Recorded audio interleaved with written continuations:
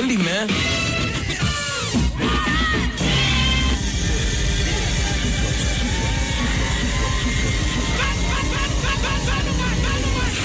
The Wendy Williams Experience.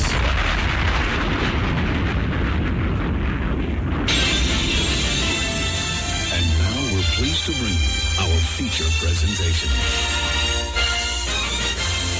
Ladies and gentlemen, what your ears are about to witness, the greatest queen of all time. Okay, party people in the house. Turn it up, yo. Turn it up. This is it. Allow me to reintroduce this. From west to east. Just better get it right. Y'all know the name. Wendy Williams. Been in this game for a while. I hate to brag, but Ain't nobody It is phenomenal. like the queen. Right here. who the world is this? So much drama. From yo block to yo block, heard of the number one female. Been doing this for years. Every barbershop, beauty salon. Who the world is this? So much Again and again. Wendy Williams. Bringing your name up. A lot of you haters scared to death. Don't know. She at it again. Wendy Williams. She in it the win. Wendy Williams. She back and she staying. Wendy Williams. The ain't playing. I like to present you the winner of the Gangsters of the Year award. Once again. Introducing. How everybody else might be off, but we're here. Welcome, everybody, to the President's Day edition of the Wendy Williams Experience, where we're just going to carry on as if everybody's here. So if you miss, then you miss. Oh, well. We're going to gossip about Sierra and Don Cheadle and Jennifer Lopez and Lindsay Lohan and Paris Hilton, plus All-Star Weekend. I didn't watch a thing. I wasn't at any parties, but I trust that you have got a report to file. And, excuse me, during Advice Hour, ladies, I've been reading this book called The Hookup Handbook. And inside of it, there's a wealth of knowledge, including this little list of, they call it the bull decoder. So, when he tells you one thing, well, they decode it to let you know what it really means. So I'll go over that during Advice Hour. Plus, I'll take your problems and your snafus as well. And a smattering of music, the gossip. It is what it is, people. It's the Wendy Williams Experience. This is a Wendy Williams exclusive. No, you didn't. You only gave me $5. You know, spend that. You know, don't sound like my ass. I hold my chain.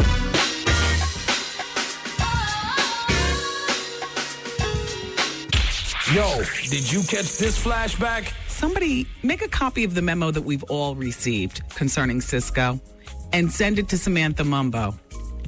You know the English black girl singer? Cisco is her new boyfriend. You see what I'm saying?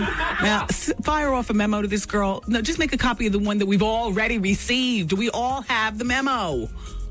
How you doing? Okay? This it right here. Miss a day, miss a whole lot. Coming through your speakers, boy. It's Wendy, man.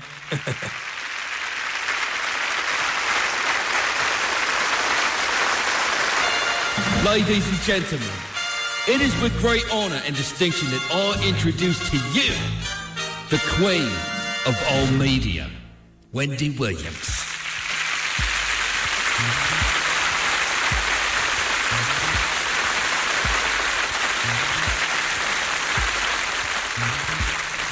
Disconnect.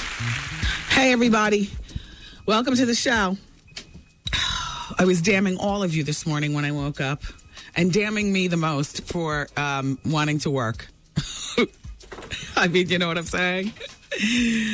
We got more snow than I thought. I'm looking and I'm like, oh my gosh, my son's school was closed. Who knew whether, our nanny would make it to the house, in which case then he'd have to come to work with me and, that'd be all fine and cool. But will all the interns be in, to help make the games nice in the office while we're working? Is Dave going to make it from the Poconos? I know Art's just up the street, but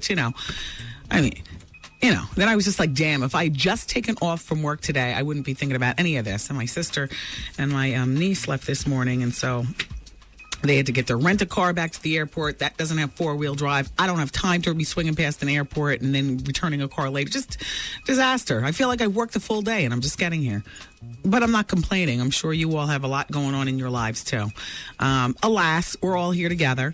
And for people who are normally here because they're working and stuff and who aren't here today, damn them. Why couldn't they make it? We're all here. Oh, man. I went to see Wicked on Saturday at the Gershwin Theater in New York with my niece, and I do have to say, it was good. It was told. Now, I'm not a play person. I'm not even a movie person, mostly because I don't have the attention or the time. I start getting antsy. I can't exactly call it ADD. That's not what it is. But what it is I can find a million things to do in a 2-hour period that it takes to watch a play or a movie. You know what I'm saying? And even at the house, watching a DVD or something, I got to put it on pause and get up and do stuff and then get back to it. No, I just don't have the attention span because I've got other things to do. So, and I didn't hide it from her. She's 14. She can take what her aunt Wendy, as crazy as she is, feels about a play. Alex, I'm only going to this play because of you. And I got to tell you, I'm gagging over having to sit for 2.5 hours. You'll pardon me that I made sure to get an aisle seat for me. And then she sat next to me so I could get up and down and, ants out and, all like that. I didn't get up once. I didn't even get up during intermission. It was really good. Wicked is probably the most popular play going on now. It's at the Gershwin Theater in Manhattan, and it's the story of the Wizard of Oz, as told by the witch and the Wicked Witch of the West and Glenda the Good Witch. Man, the Wicked Witch of the West got a raw deal. We're all painting her with the bitch stick. I got to tell you something. She really tried right. And when we first watched The Wizard of Oz, you know how, like, Auntie M, the storm, boom, and the house lands on the shoes?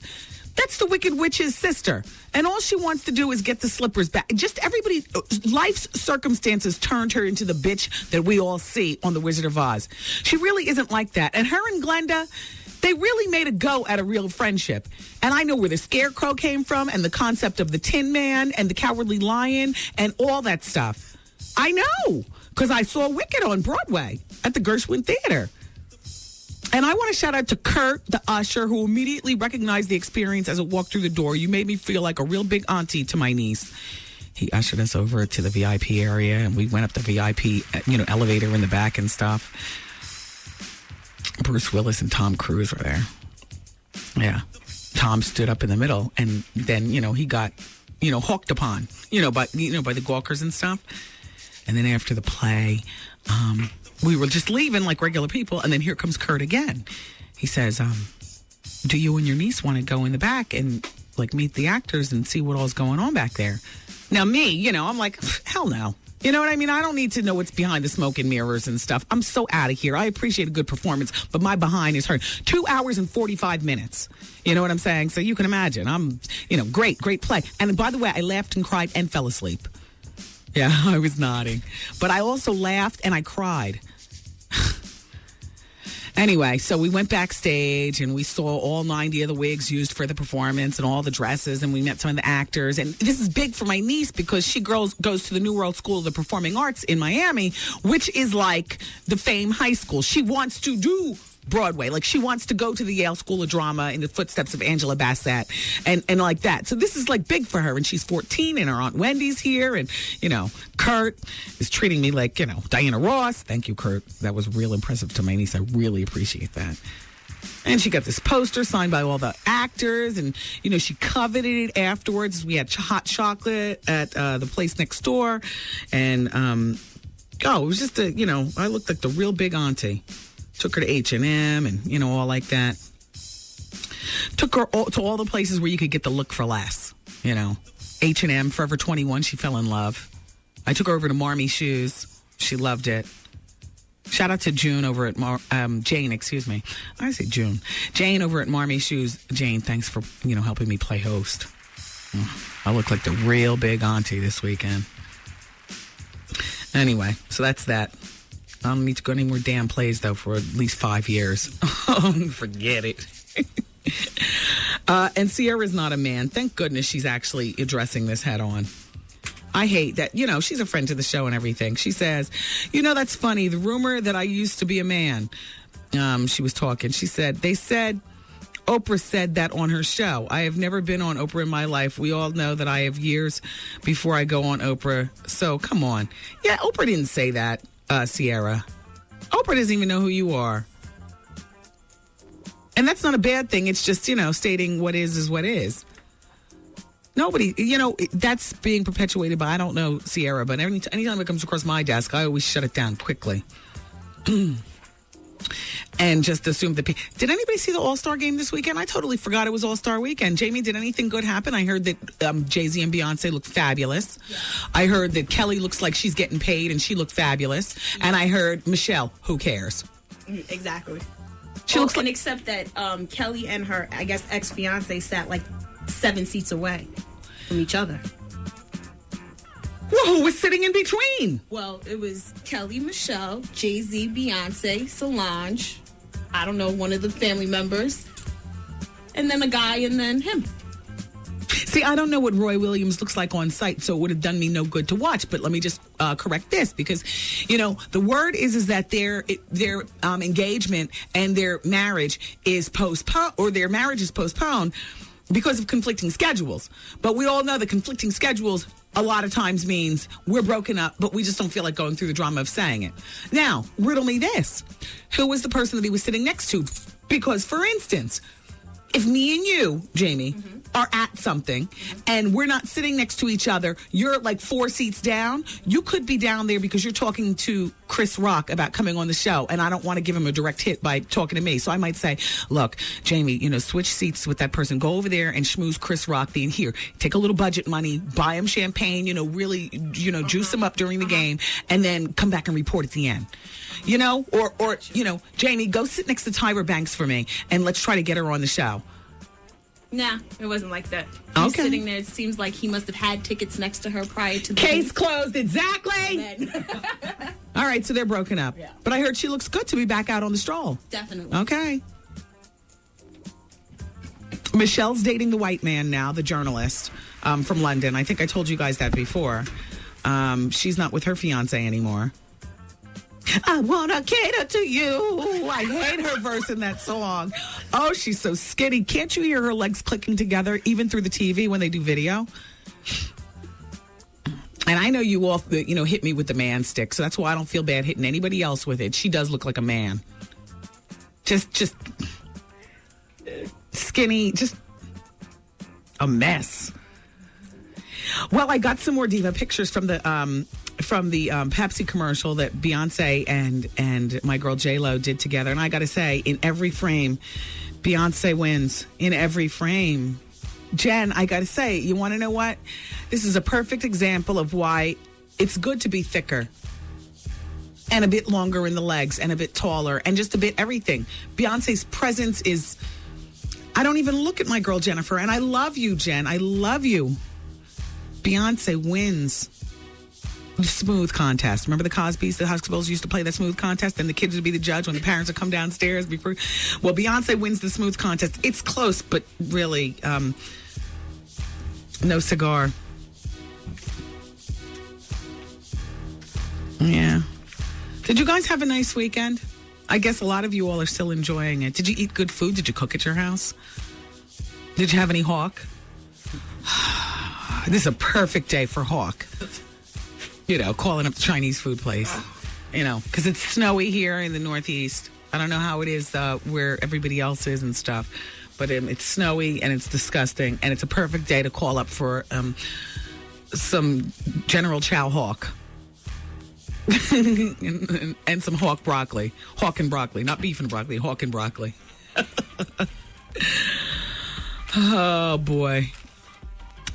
All right, everybody. Well, please keep it here. I feel in rare form just because I figure if I'm going to leave my house on a day like this, I'm not going to give a half-ass show.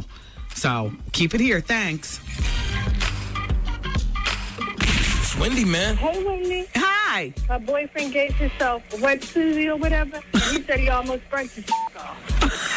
The Wendy Williams Experience.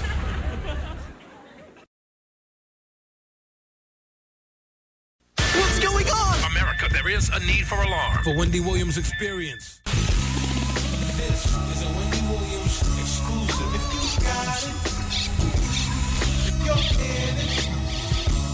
is Wendy. The greatest show on earth. Wendy Williams Experience. My mommy Wendy show. Wendy got the heat. Wendy. Here we go now. Yo, did you catch this flashback? Tracy Ellis gave us a pow shot on the inside of the Essence, and her mom, and just beautiful. I read the article. I was just like, oh. And Diana sitting in the bed, hair just fanned out all over the place, you know. And her kids giving her new hope. The kids giving her new hope. And hopefully the number to a dentist. I'm just saying. I mean, she'll get around to that. Those teeth are bad. This is it right here. Miss a day, miss a whole lot. Coming through your speakers, boy. It's Wendy, man.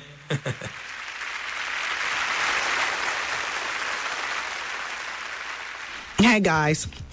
It's the Wendy Williams Experience on the radio. It's not a best of show today. We're here, and coming up next hour's Advice Hour, there's a woman who recently started job training at a new job and has already caught the eye of one of the trainers.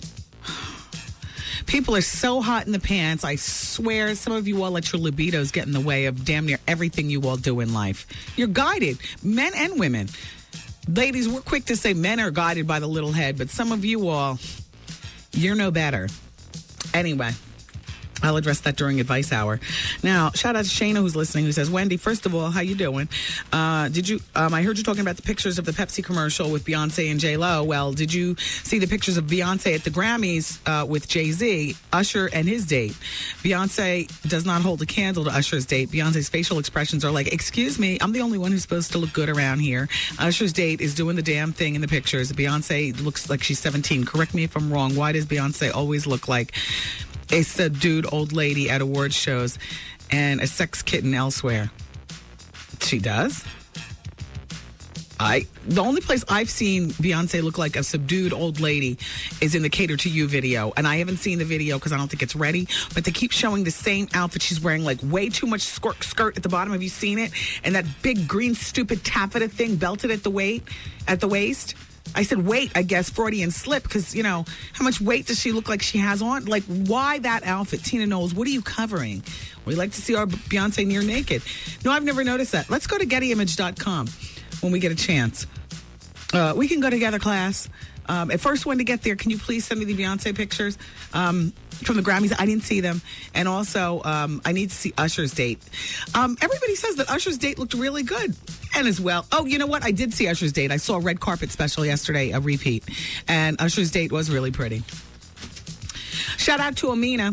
Amina lives in Trenton, representing Rutgers and Camden, and says she became a devoted listener, and she has a love-hate relationship with the show now.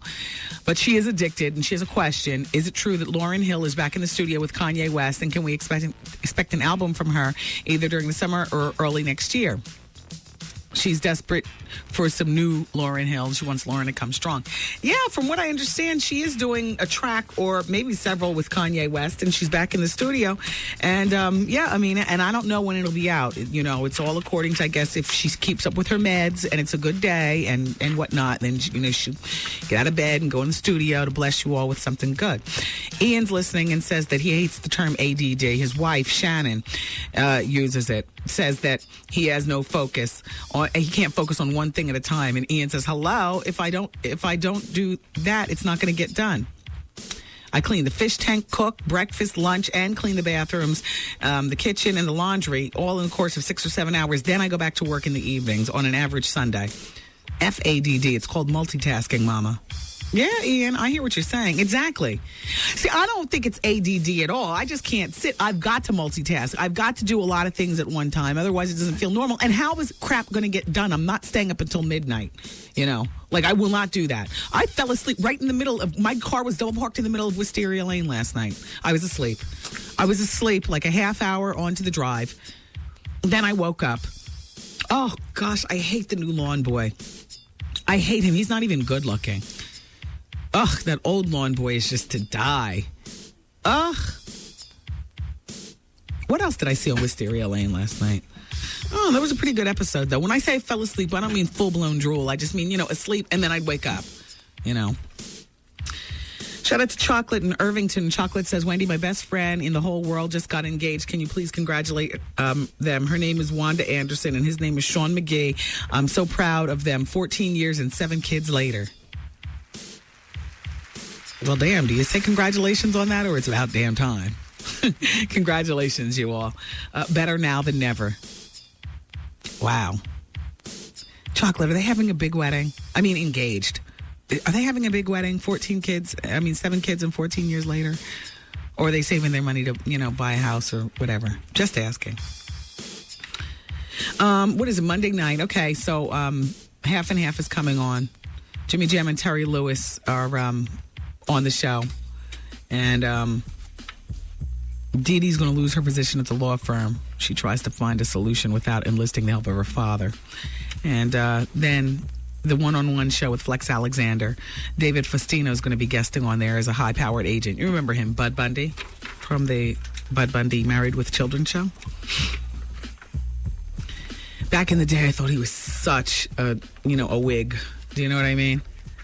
But that's what he was trying to, he was trying to get into rap and stuff. I remember I had this friend named Jeff, and David Faustino would come visit New York, and Jeff, Jeff was good friends with Dondre Whitfield, and Jeff and Dondre and the Fushnikins and me. Somehow I was in there too, but it wasn't me being romantic with any of the guys. It was just kind of like, I guess like we had stuff in common, whatever. La Schmoove, we ain't got nothing to prove. I was, the night girl at my radio station at that time, thugging it with the Carhartt, and a 40 and some Chief, and you know what I'm saying, like a guy's best friend, kind of, sort of. You know what I mean?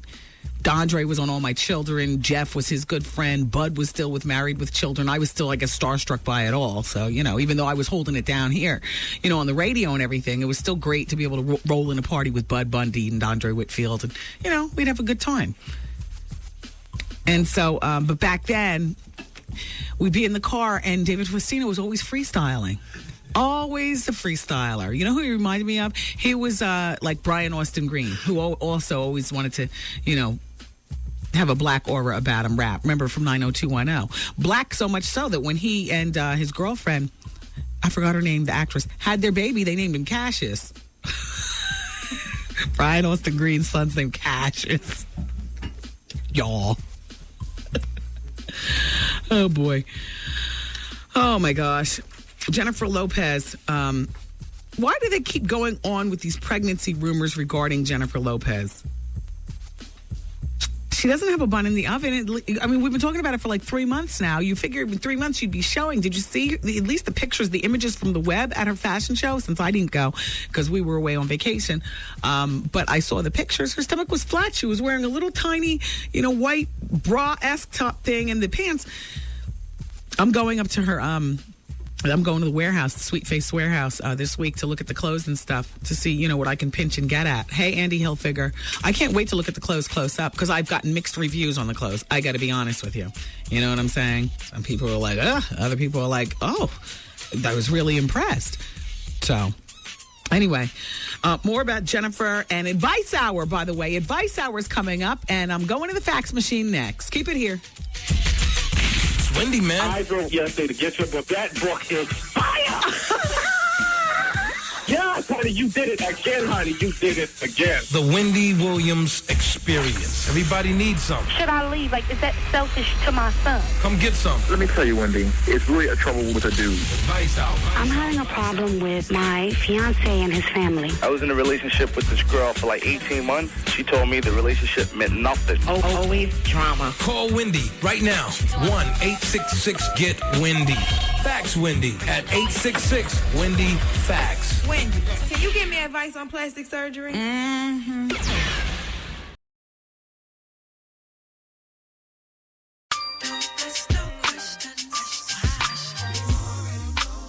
What kind of show is this anyway? Different. How different? Impactful. Cutting edge. Let's take this form, this very American tradition of entertainment into the 21st century, the new millennium. Okay, no. What's the name of the show? The Experience. I really like to see. You know how I know?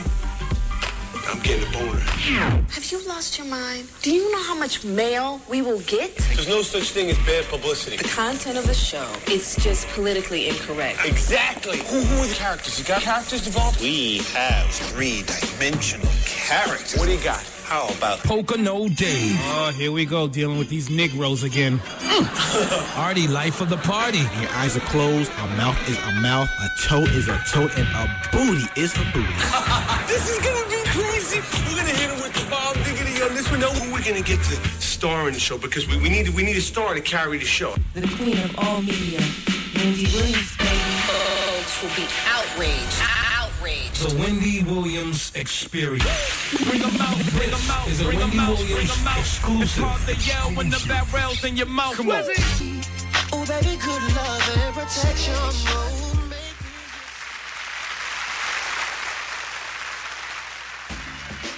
Yeah, everybody, it's the Wendy Williams Experience. It's Advice Hour. Hello. Hi, Wendy. How are you? I'm fine. How are you? I'm doing well. So what's going on? You know what? Everything is fine. I just have a question. I'm trying to come up with an idea to spice up me and my husband's life. I mean, and nothing's wrong. I just want to make sure nothing goes wrong. Yeah. I mean, we get along great. Everything is fine. We communicate. Life is wonderful. Life is good. He treats me like a king. I'm a queen. I treat him like a king. But I just want to make sure it stays that way. And I'm looking just for a fresh idea just to do something crazy. How long have you guys been married? We're going on our second year. We've been together for 6 years. Going on 7 years. You have children? No. You know what? He has no children at all, but I have 2 children that are grown. So really it's just him and I and the one grandson. That's it. Maybe it's time for a vacation, someplace where you guys can go naked on the beach. Okay. That sounds good. I mean, we both work really hard, so we don't. Our free time is kind of sparingly. Now that we got the grandbaby, it's kind of tough. But, we do work very hard. Well, I mean, a vacation is always a great way to spice things up. Okay. The nudity will add to the spice. Okay. Other than that, boy, I mean, what else? I don't know. I mean, we've done, dinner, dancing. We surprise each other with extravagant gifts. And everything is going well. But, sometimes in the back of your mind, you're wondering if you're doing everything that you can to keep the relationship right. And I'm just, I'm just trying to find something different to add to it. Yeah. Sex in a different place. Yeah. Okay. What place? Outside. Done that. In the car. Done that. Elevator. Tried that, didn't work. In your butt? Huh? In your butt? In my no, I have my limits. Well, see, I mean, you know what I'm saying? Yeah, I'm sure he would like that, but I don't know. I got my limitations, but I don't know. Maybe sex in a different place might be a good idea. Okay. Well, do you know how to strip? Yes, I do. We've done that too. Okay. I've done the on the job with the trench coat thing, high heels. Wow. I played the French maid at home and served him dinner while I was naked. Sounds like your booty's calling, though. Your booty is calling. Yeah, I want something. I need something different, and he does too. Not just me. He needs something different, and we're just like fresh out of ideas. Try the butt, because as painful as it sounds, you'll be satisfied also, probably. I mean, just... I'll take that under consideration. It's nice. Okay. All right, honey. I wish you well. Bye-bye. Thanks. Bye-bye. Hello. Wendy. Hi. Hey. Oh, my God. I am so happy I got through. And here we are. It's Advice Hour. Okay, good. Am I on the radio already? Yes, you are. Go ahead. All right. My name is Jay, and I'm 28 years old. My boyfriend, he's 56. Mm-hmm. And right now, we've been in a relationship for like 3-4 years. And everything's just been falling apart, And I introduced him to some people, my neighbors, old neighbors of mine. And, of course, she's one of them chicken head type of girls that is just out there for the money. But don't get me wrong, me and him, that's what our relationship was about. He was just a sugar daddy in the beginning. We knew that. And it progressed to where I did a lot of bad things to him, And now everything has come full circle and you guys love each other. Yeah. Okay. Okay. Do you really love him? I really love him. I woke up to that the last time that I did something really awful to him. Yeah. You know, I'm so scared, and you know, to keep loving him, because unfortunately right now he's leaving me in disarray where he's not paying any bills. You know, he's hanging out with her, and I know he's with her. With your neighbor? Well, she's an old neighbor. She lives like 2 streets away from me now. Then why is he hanging out with her? He tells me that he's teaching her things that I guess, you know, she needs to know. He doesn't need to teach her anything. That's what I said. You're the one who's 28. He needs to teach you. Well, but he's the kind of person that he's very, you know. So what's your question? Very closed-minded. I don't know what to do. I want to stay in this relationship, but it's getting worse. It's like, you know, he doesn't even come home sometimes. It's 4 nights. Okay, so he's screwing the neighbor. You know, and yeah, unfortunately, you know, I knew her before I knew them. And a long time ago, you know, her mother came and knocked on my door. And when her mother came and knocked on my door, this was before even him and I met, she went and she had me bring her to the hospital, you know, and we were sitting there, whatever, we were talking, and I was like, what's going on? And she was like, she's sick. And I was like, what do you mean she's sick? She was like, she's, you know, positive for HIV. Oh, God, okay. And I'm like, you've got to be kidding me. You know what? And I told him before he even met this girl. Before he met her. You know what? He could very well be just giving her a more mature ear, but my magic 8 ball says no. And then furthermore, if she's HIV and he's messing around and you're being exposed. We haven't even did anything in 2 months. And he, you know, he does things like he answers the phone, declining it, and I'll hear the whole conversation. Okay, it's time to leave him alone. It's time to get some self-esteem and pick yourself up by the bootstraps and break up with him. You want nothing to do with him, the neighbors, nothing. And as far as the money, get a second job. Get a job, period. I don't even have. All right, well, it's time for you to stand on your own. Bye. Thanks, Wendy. All right. Reasons why some couples don't marry. It may be money. That's the title of an article that I've, that one of my interns clipped out for me. Thank you, girls. And the study was done at the University of Michigan. And I'm going to talk about that next break, as well as I'm reading this book called The Hookup Handbook, A Single Girl's Guide to Living It Up. And in the Hookup Handbook, there's this one page that I ripped out, page 131. It says the cheaters got more lines than the DMV. Here's how we decipher the double talk he uses to wrap you around his little finger. So we're going to decipher his BS in the next break also. In the meantime, dear Wendy, I need your straightforward advice. I'm a 27-year-old male, and I've been married to my wife for 5 years. We have 2 small children. Wendy, I care about my wife, but I do not love her. When I think about the future, I do not see myself being happy with her. My wife is not affectionate, and she is not loving. Wendy, she does not cook for me after a long day at work. Yes, I know she works too, and she takes care of the kids, but I also help with the kids in the morning and at night. She doesn't wash my clothes. Girl, we don't... Are you addressing me as girl? Miss Honey, we got 2 issues in this. This is how he writes it to me. She does not wash my clothes. Girl, we don't even have sex that often. Because when we do, it's so dry, it's empty, it's dead. Wendy, my wife and I separated last year for 9 months. During that time, I met a great woman. Wendy, she's beautiful, loving, affection, caring, and the lovemaking was great. We would go at it whenever, wherever. The sexual attraction was unbelievable with us. It was there from the very start. She is not the whole relationship. That's not the whole relationship what was based on. We also talk, we laugh, and we cry together. You call me girl and you cry? I'm just playing because real men do cry, but they don't say girl and cry in the same facts. Let me continue on. She made me feel feelings that I didn't know existed. She became my best friend and I became hers. We did everything together. My love life was perfect, but my life as a father was not. My kids are having a very hard time without me. My wife was also giving me a hard time, a hard way to go. So I gave up on the love of my life, the only person that I loved more than life itself, but not more than my kids. I went back to my kids and my wife. Wendy, I miss my jump-off woman. I can't eat, work, sleep, or even play without thinking about her. It has been 7 months since we last spoke, but my kids are happy now. What's your advice? My advice is that you get a divorce from your wife. And you also need to realize that sex with anybody outside of marriage is great sex. It's all fascinating. Remember how you met your wife? Remember how it was?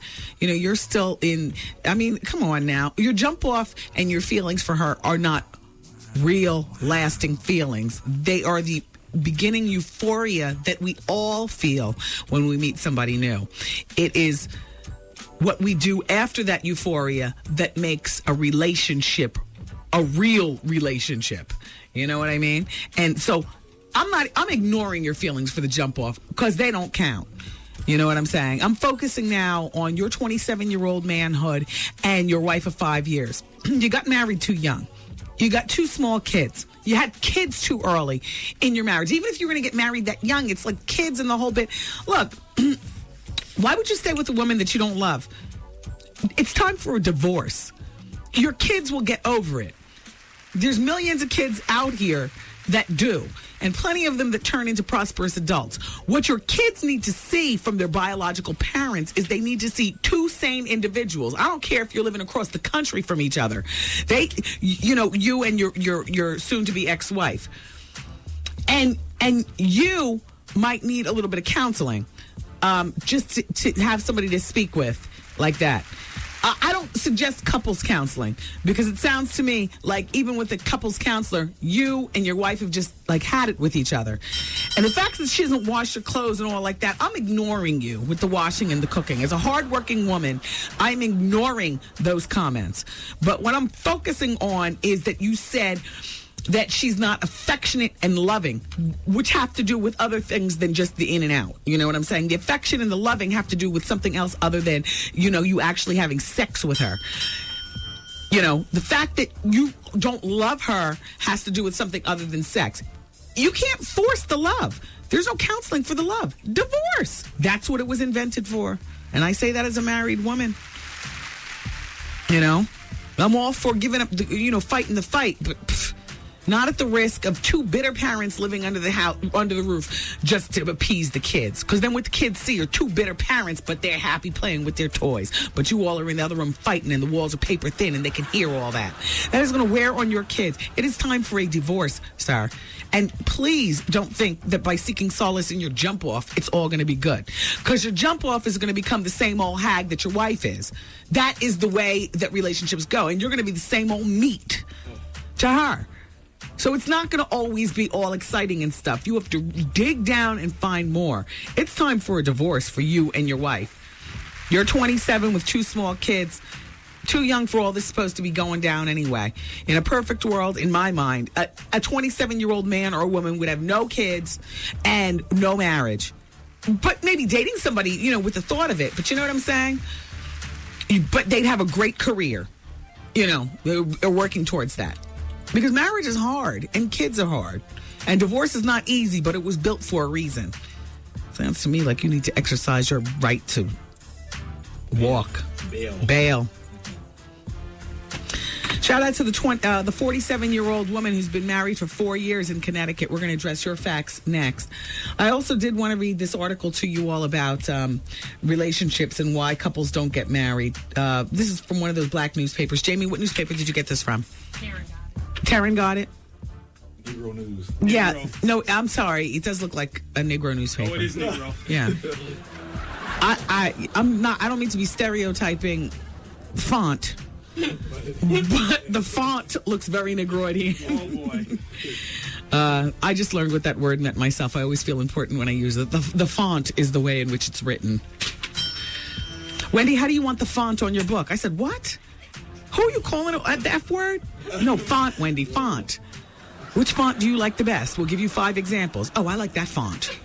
Anyway, I can tell by the font that this is the Negro News. One of them free newspapers with a circulation of 100,000. Oh.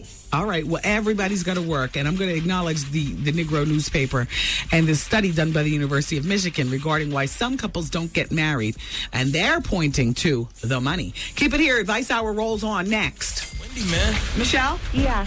You're just having casual sex with him. Right. There is no engagement. No. He's got a girlfriend. So-called. I'm pregnant now. Should I keep it? Wait, hold on for just one moment. I'm about to reach through the phone and crack her skull. The Wendy Williams Experience.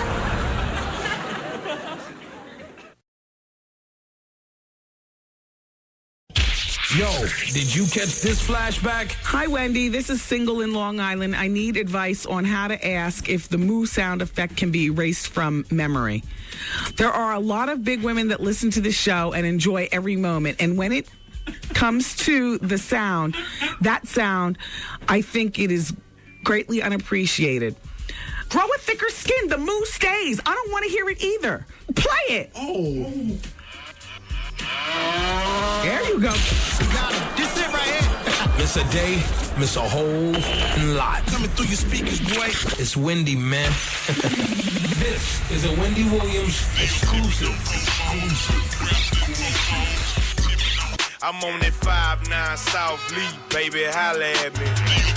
This is exclusively on Wendy Williams. Wendy got the heat.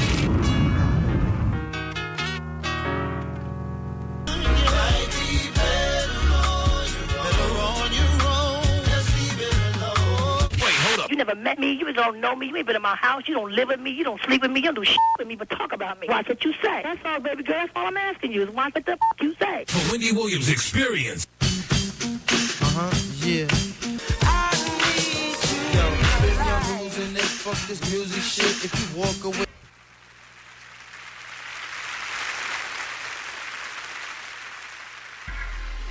Judgment. Hi, everybody. It's the Wendy Williams Experience. And, okay.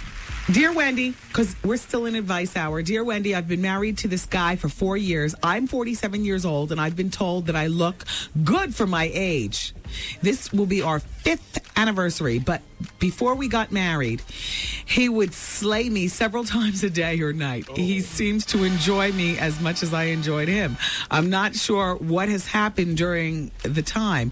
Now he won't touch me since I said I do. He hasn't touched me in 4...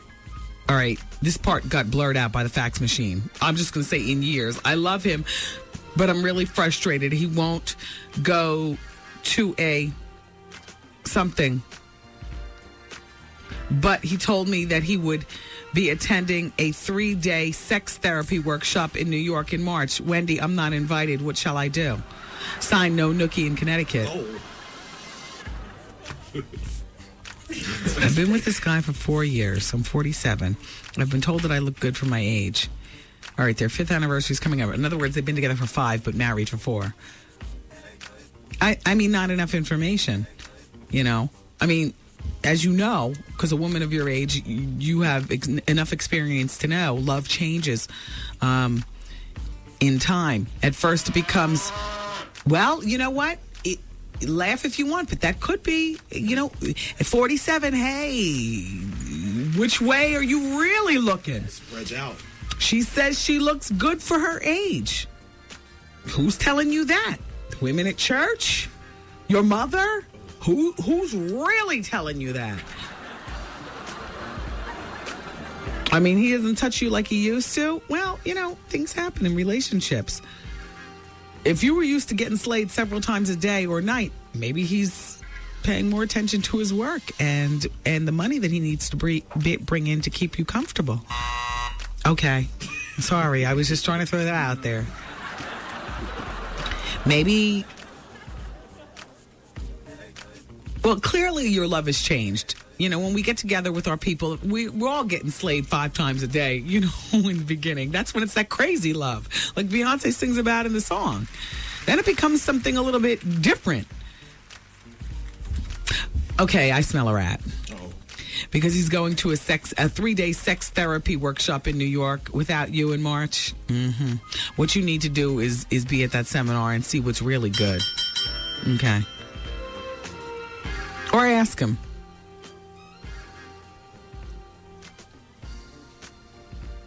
Her question to me is, Wendy, I'm not invited. What shall I do? What do you do? Research the seminar, get on the web and find out what the seminar is all about. And don't go out of your way, because there's no point, you know what? There's no point in going out of your way to chase down nobody. And I don't care if it's your husband or whatever. You know, if you can't have it done on your own, i.e., hire somebody to do it for you, or if you happen to not be, if you're working that day, don't take off to chase his ass. I understand he's your husband and that's important and stuff like that, but you know what's even more important? If you divorce his ass, you need your job and you need your money. You know, I go for, you know, chasing these men, or for the men, chasing these women around up to a point. There is a point where whatever will be. I still need my dough, my job, and my good name. So I'll stay here in Connecticut and work, and whatever will be in New York. But if I were you, I'd get on the web and find out as much about the seminar as I possibly can. And not for nothing, you're supposed to be there with him. And the fact that you aren't requires more investigation. I wish you well. But first, I've got to, before advice hour's over, this is the article from that newspaper, everybody. It's titled, this article's called Reason Why Some Couples Don't Marry. Maybe Money. Turn the music all the way out. I'm getting a little distracted. Thanks, Dave. They really want to say I do, but instead of getting married, many couples today are just living together. Why? Weddings are too expensive. Huh? Justice of the peace? Okay, let's continue.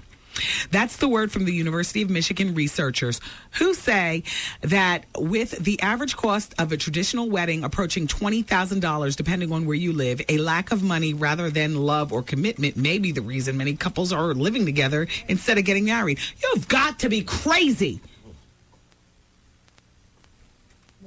What? Tradition has been burned by the almighty dollar.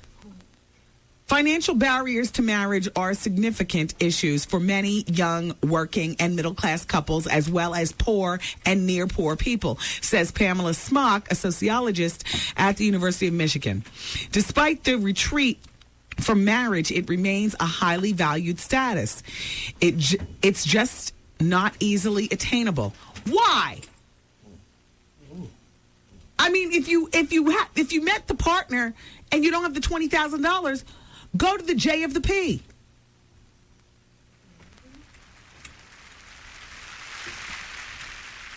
Many studies have shown that people who are economically well off are not only more likely to get married, but also to stay married. Shut up. This new research by Smock and Bowling Green University sociologist Wendy Manning suggests that the wedding budget pinch is being felt by more than low-income couples. The study, Smock and Manning interviewed 115 young adults who were either living with their lover or who had just recently cohabitated. The majority earned less than $20,000 a year, while only 7% earned more than $40,000 a year. They were each asked what they needed to have in place in order to marry. The result? Nearly 75% of those interviewed cited at least one economic factor that must be in place before they get married. Having enough money was a common consideration, along with the view that marriage signifies that one is no longer struggling economically. In essence, that marriage comes when one has already achieved a certain economic status. You got to be crazy. I mean, love don't pay the bills, and money certainly is important. But this is very Negroidian right here. Who's in love? Who's postponing their date because they don't have enough money? Go to the J of the P. You got to be kidding me. If you're postponing getting married because you don't have money for a wedding, it's because you really don't want to be married and you're scared. You're scared to jump. You're scared. You've got to be kidding me. Dave just threw up the 30-second sign. I got to continue the rest of this. Jamie Foxx and Truth Hurts are together. No. Shut up. Taryn, Queen of Interns, just gave me this note. We're going to ask you to elaborate. Next break. Hour of Truth. Keep it here, everybody. Shut up. It's Wendy, man. I got slayed so well. Made me do things I don't even do to my husband. Oh, my God. The Wendy Williams Experience.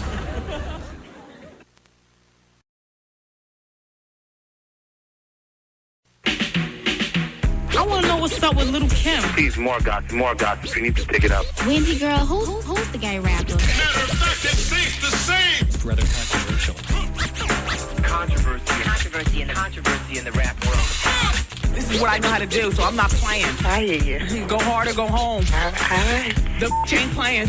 I don't think I've ever seen anything quite like this before. The Wendy Williams Experience. Yeah, baby. Yeah. Mr. Engineer, please, some music. Would you give us a record, por favor? Yes, sir. You make a pimp wanna sing, aye, aye, aye.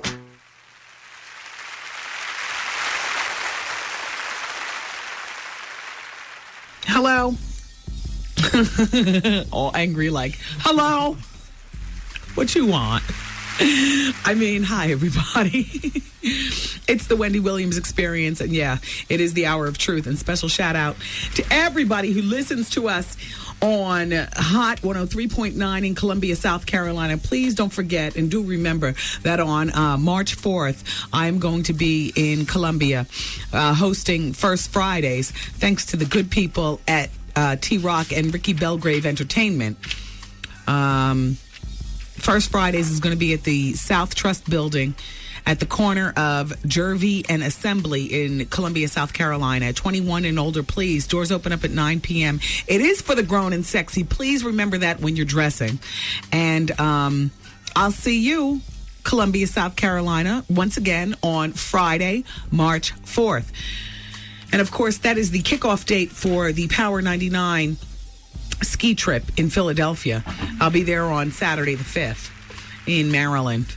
Hot Boys are going to be holding down the whole weekend along with, Gigi and everybody else there at the radio station, QDZ and whatnot. Cosmic Strict Skills. What's going on, baby? Doc B, it's good. Shout out to everybody there in Philly. I will be at the ski trip on Saturday, but on Friday I'm going to be in Columbia. It's going to be a runaround weekend. It's crazy. I got the mother guilt. I bought my kid a little robot at Toys R Us this weekend. Do you do that on the weekend? Just one damn more toy. Part of it is for the love. The other part is because, you haven't wet the bed all week. But the other part is, mommy's busy. And I can't be around like June Cleaver. And such is the guilt that we feel. Do we have Every Woman? Because, damn it, I was on the phone with the snowplow this morning. The lawn service does the plowing, but, my sister had to get out, and I felt like I had to do that. I had to cover I had to cover child care to make sure I couldn't bring his behind here to the radio today. And if I did, I had to make sure I had all my proper VHS tapes because we don't have DVD in the studio. All right? And I'm working on what are we going to have for dinner when I get home. All right? All right. Anything you want done, baby? Woo! Shout out to all the ladies. This is our theme song, if you're really doing the damn thing. Okay. All right. First right now, everyone from A to Z. Oh, well, thank you, Ludacris. Just holding it down while riding the cotton pony. Please. Yes. Exactly. You too. Put the mood aside, put the PMS aside, and just deal with life. And never missing a beat, and not even once, hit my song again. Not even once saying, excuse me, can I stop for a warm bath and a lower backache? No. Life does not stop. You got to keep it going. Turn it up. All right. Come on, ladies. Doing it all. This is for us. Kimora, I know this is you too. Yeah. And still coming to work on President's Day when I so badly.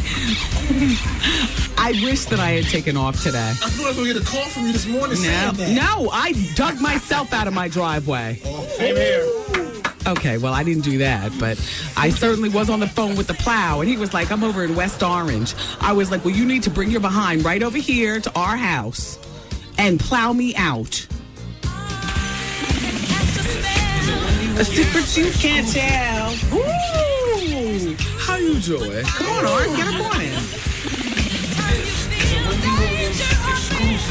Instantly. How you doing? All right. Wow. All right. Now, let me just ask the confirmation. Jamie Foxx and Truth Hurts. How...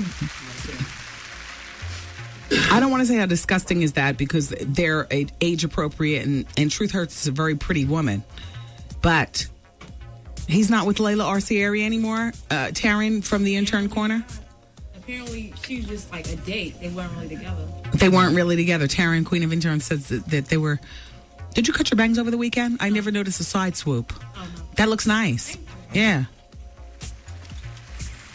My intern's got it going on. Hey, Steve. Hey, Jamie. Taryn's here, too.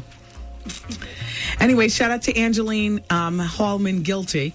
Now, she's from Roosevelt, Long Island, but she lives in Oklahoma now, and she works for the CMR Claims Department, but she listens to the show. And Angeline, regarding your question to me, no, you are not wrong. Now, about Allen Iverson, congratulations to Allen Iverson. And most of all, shout out to Mrs. Iverson. You know, sometimes men have got to be boys.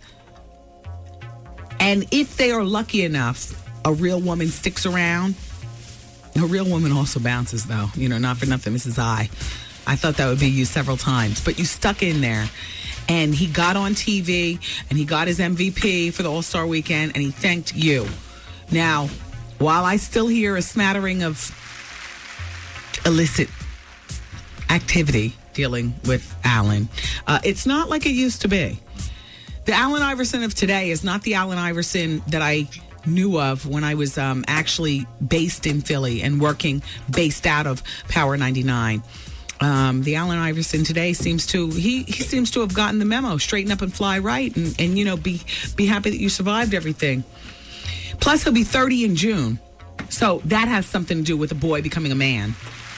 Mrs. Iverson, hold it down then. If that's what you want, then hold down your man, and thank God he acknowledged you during All-Star Weekend. Now, I didn't see it, but I heard. Did anybody see it? Jamie? Yes. As a woman? It was sweet. Ooh. Nice. And then he dedicated the award to his best friend's mother, and he thanked his mom and his wife. Okay. He thanked his wife for taking care of him. Oh. Well, AI, you're on the road to recovery, if you know what I'm saying, and I think you do. Shout out to Steph, Wiggy, Keisha, and Shaky, all listening. Thank you all. You can go to BeyonceWorld.net to see those pictures of Jennifer Lopez and Beyonce standing side by side. BeyonceWorld.net. I got to tell you, B beats Jen any day on BeyonceWorld.net. I'm sorry, Jen, but B got it. And I'm sorry, B.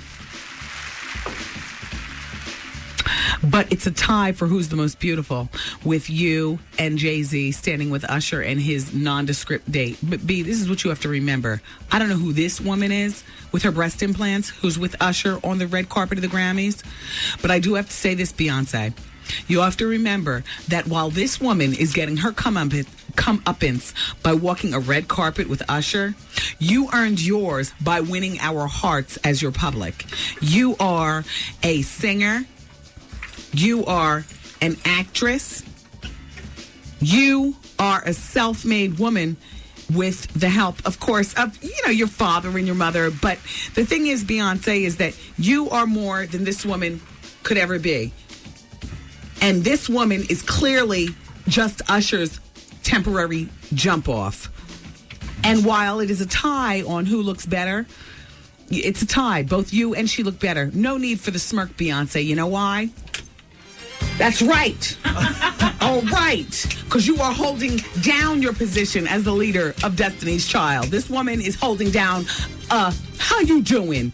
Platinum artist. She was the girl that was in the whatever. I don't want to hear it.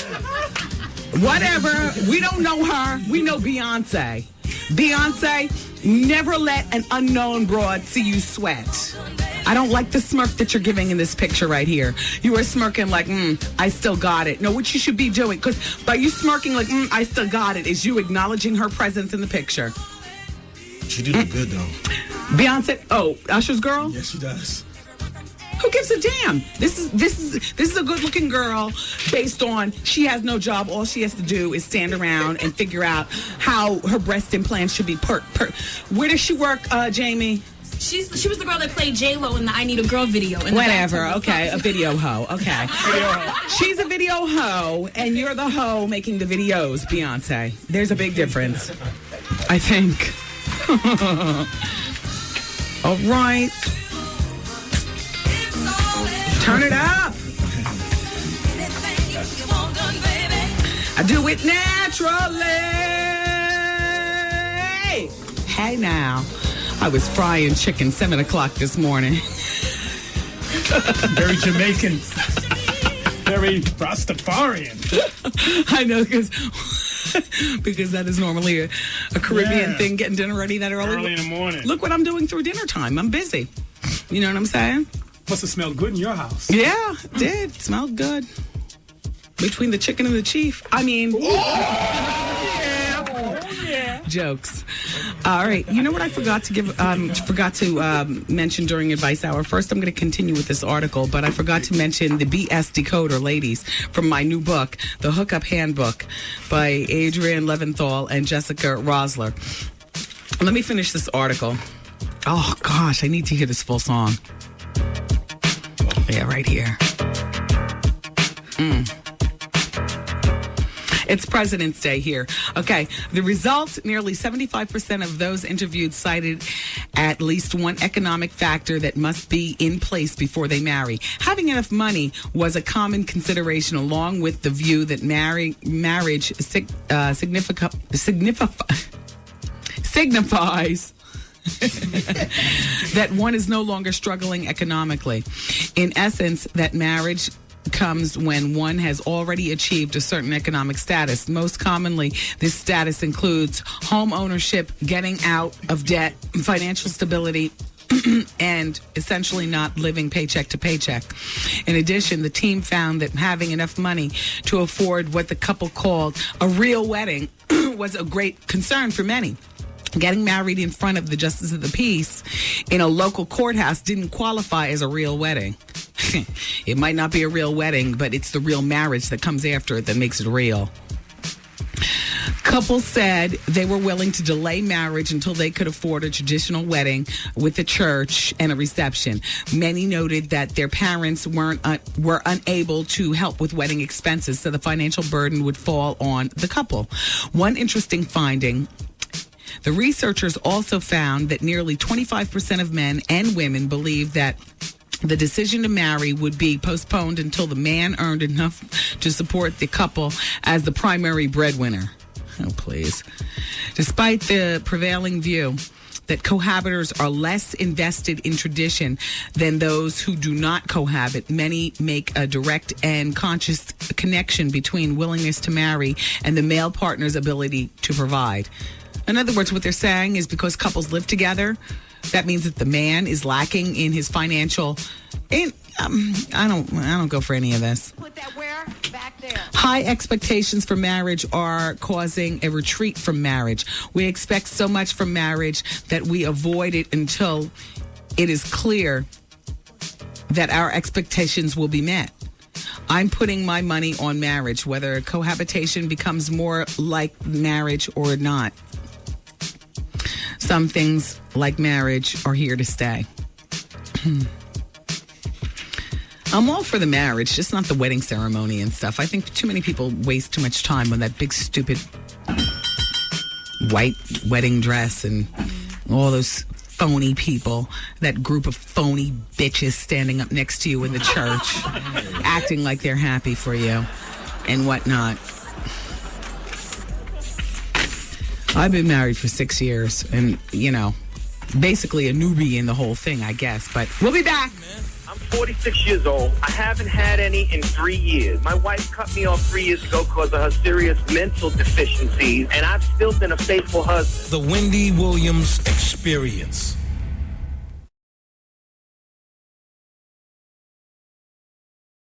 planning to take the GED? For the extra help you need, watch GED Connection on Channel 13. GED Connection airs every Tuesday and Thursday at 6 a.m. with a repeat at 12:30 p.m. I think she's going to do a good job there.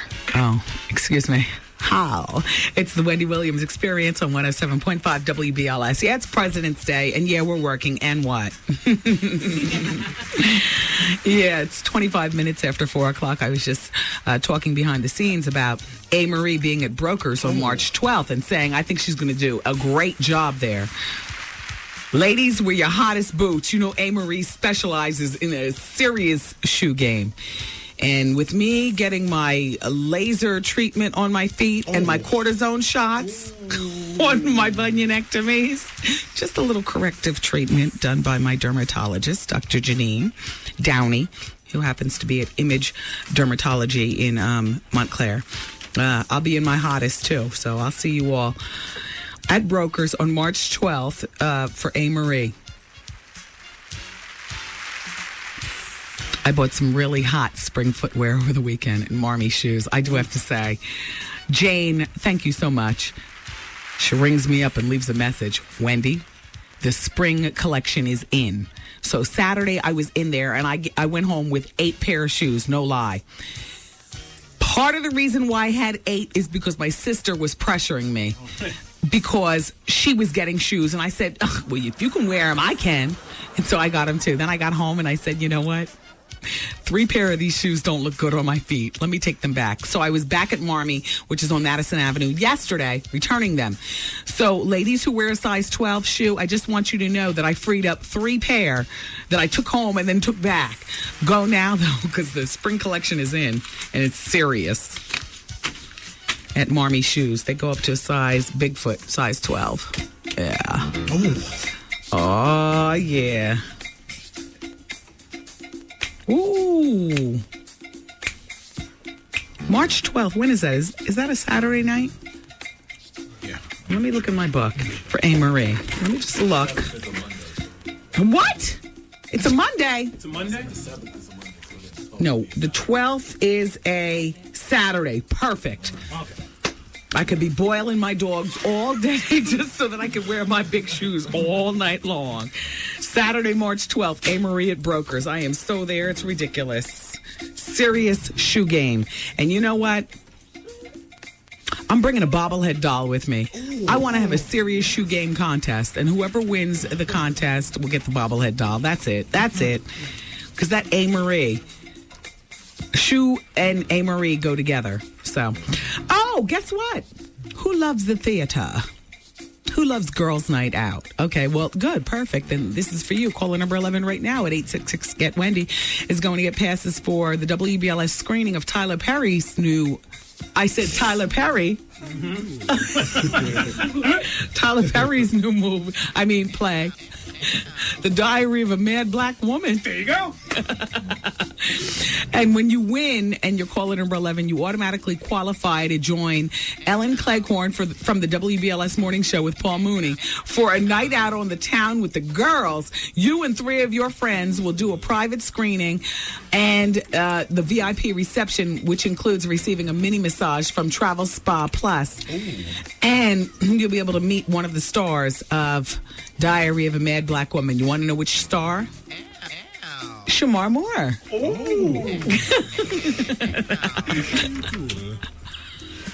Caller number 11 gets these passes right now. Dial care.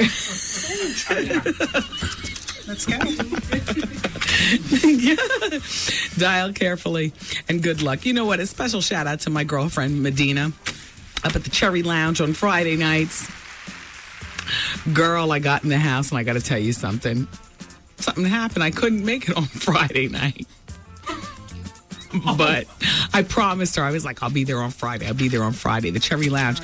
She has it going on every single Friday night. And you were supposed to be there at midnight. I pop in and out. Right. Yeah, exactly. So, Medina, love you, girl. Goldfinger, love you, man. Everybody that goes to the Cherry Lounge in Harlem on Fridays, I love you all. And shout out to Black Rob because he had it going on Friday night. I understand it was crazy. Shout out to Black Rob. Stay strong, brother. You know what? Shout out to the UPN 9 News. I am so there tonight. It is ridiculous. They're having a special. My girl Brenda Blackman and Harry in them. Hip hop hoes in the videos. Now they don't call it that, but that's what my summary is. You know how hip hop is influencing girls to hoedom and whatnot. So that's going on tonight on the UPN 9 News. I am so there. It's ridiculous. Thank you, UPN 9 News, for servicing the immediate community. In other words, you're in the hood now, baby. And thank you, UPN 9 News. You know who doesn't realize she's in the hood? I'll just save this for the Hour of Truth. Because she needs to be broken off and understand she is in the hood now and stop trying to be such a damn elitist. Maybe in her mind she is. No, she's white, so she might think it. But, honey, you've been hired at the Black News Channel, so you better get with it or get up out. Yeah, we'll save that for the bonus hour, though. There's a news person in this town that needs to be read. Here, Jason, I'm giving you this name. If you forget this, then you can't come up here anymore. Oh, Jay. That's only one thing, Jay. Give this note to me at the Gangsta Hour, otherwise known as the bonus hour. Okay? Make sure to do that. The top of the bonus hour, okay? Okay. Don't forget. All right. All right, let's continue. WBLS.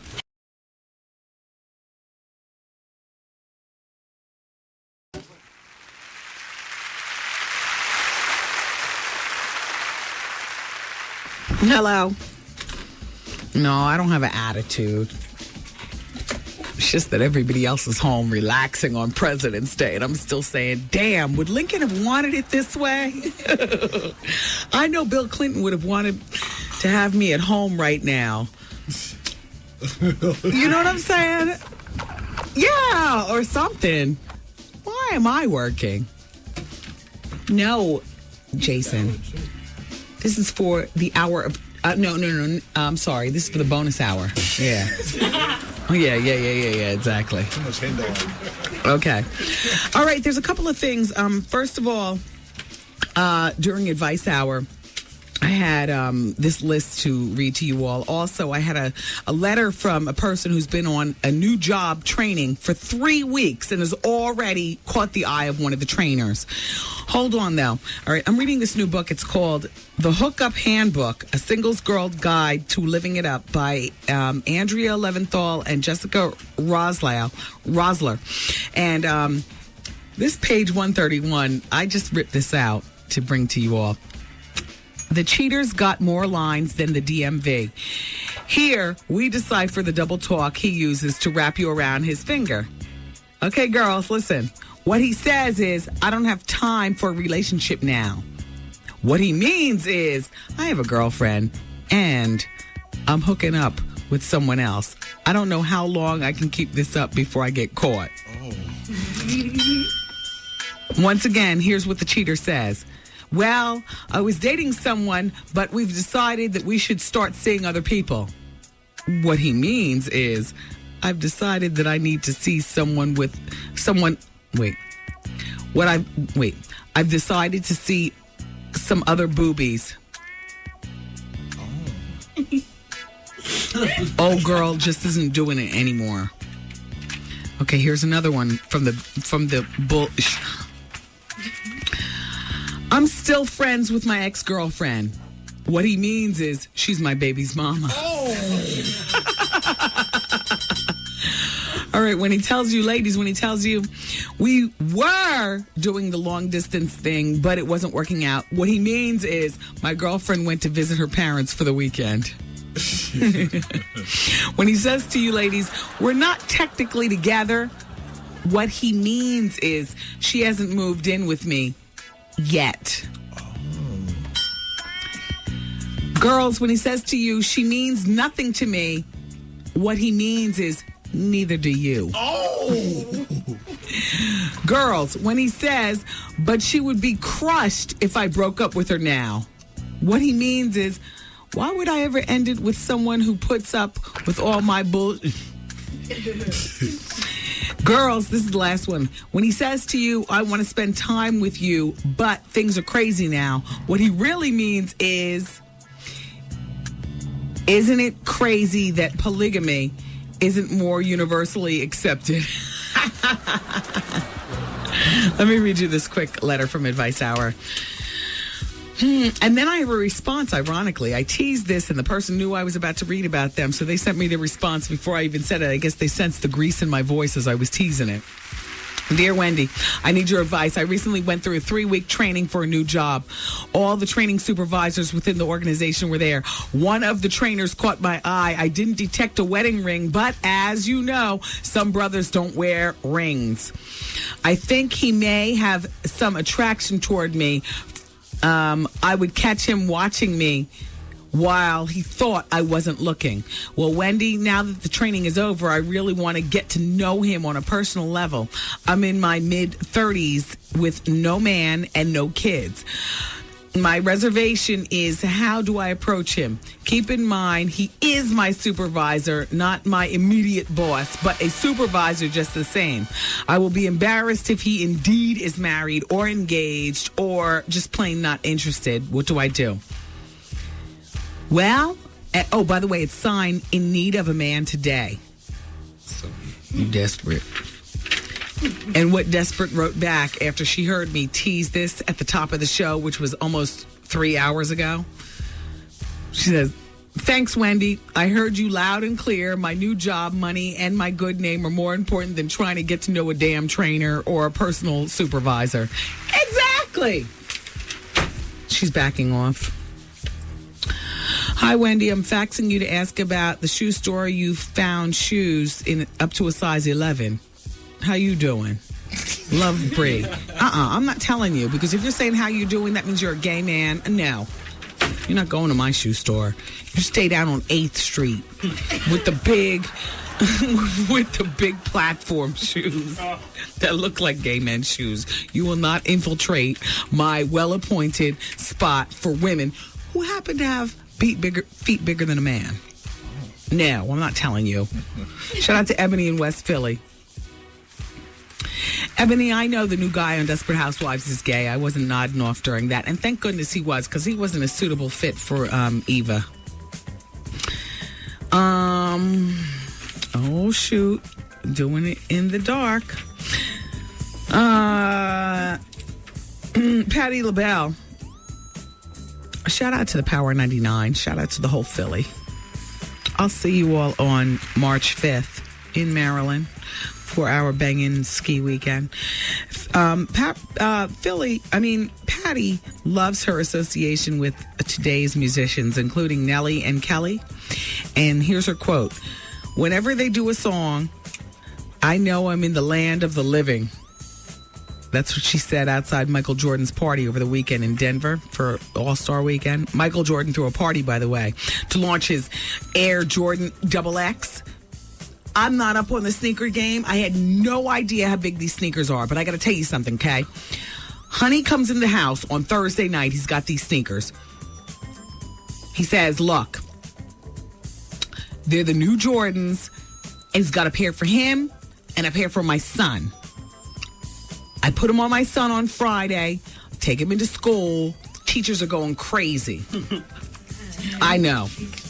Dumb kid, nice sneakers. It's not that way in our house because I don't perpetuate any of that stuff. But just so happened, I didn't know what the kid was wearing. Sneakers. And then it took him out on Saturday. Apparently that was the launch date. But we were in the streets by like 9 o'clock in the morning before, like Champs or whoever the hell opens up. Kids walking around with the sneakers. He's like the hottest. He's, the little 4-year-old walking around with these damn sneakers on, And we went to the H&M yesterday, and people were like, oh, look at his sneakers. So whoever scored these Jordans, apparently, you're the hot mess in the street right now.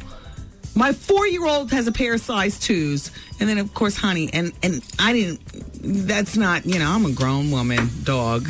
Whatever. But, yeah. So now I understand. Tells the history of his whole career on one Velcro strap. I'm loving that. Ba ba ba ba ba. I'm loving that. Yeah, keep it here. It's Wendy, man. Hello? What's going on, Remy? What happened with you and Gloria Velez? Talking mad reckless to me. FYI, I never got robbed in my life. Who really letting Gloria Velez rob me? The Wendy Williams Experience.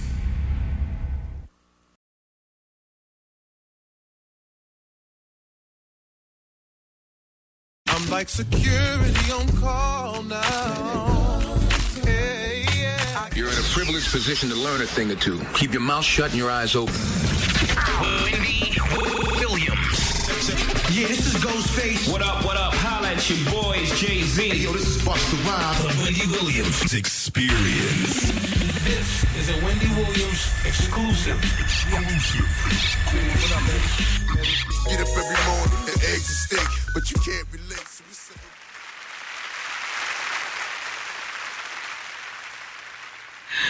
I just asked Jason, one of our interns from years ago, to go back to the office and find out when the pregnant lady who's just been diagnosed with HIV is coming into the room. When is it, Jason? She said she doesn't know yet. She's scheduling it, but she's coming from Indiana, so. All right. All right. Well, just be easy. Her baby's father is marginally famous, but his father, in other words, the grandfather of the baby that's about to come, you know him. Philly. That's all I'll say. Everybody knows him, but he's one of Philly's good sons. And his son ran up in this girl, and now the girl is about to have the Legends baby's grandson or daughter, and has been diagnosed HIV positive. And the father of the baby is neglecting all contact. So, you know, sometimes when women are in a... How do you like my T-shirt? I got it from H&M over the weekend. Very nice. You like it? Yes. $5.50. Shout out to H&M. Yeah, that's all I'm saying. Okay, we off topic. A legend in what? Singing, dancing? That's it. Not singing, dancing, or acting. Uh-oh. I think he knows. He knows. Oh!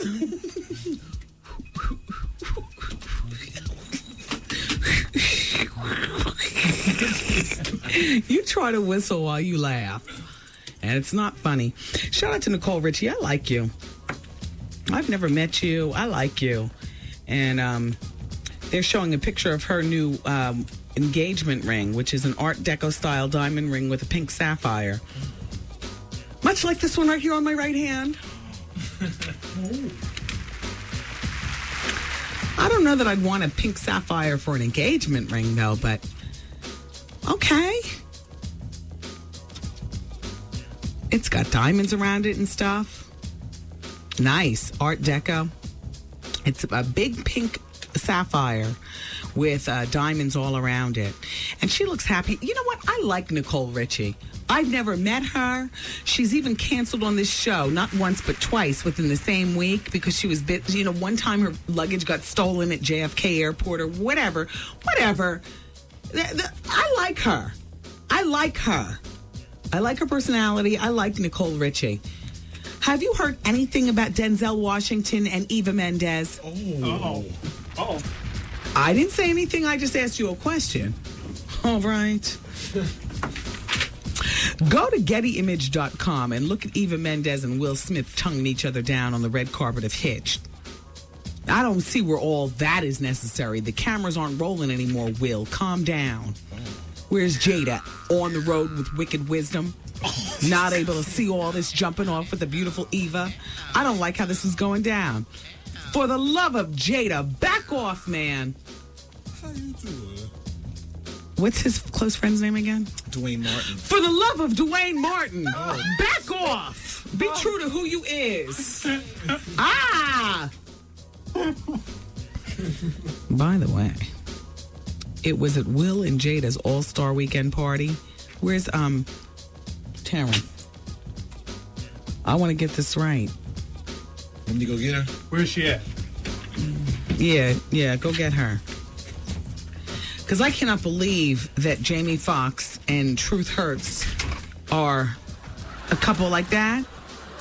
They're apparently planning on collaborating on Jamie Foxx's new CD, and they have houses that are like a block or two away from each other in LA. And people are saying Layla Arcieri is just a ringer. Arm candy. That Truth Hurts is the real deal with Jamie Foxx. I'm not saying Truth Hurts is not a nice looking woman. She certainly is.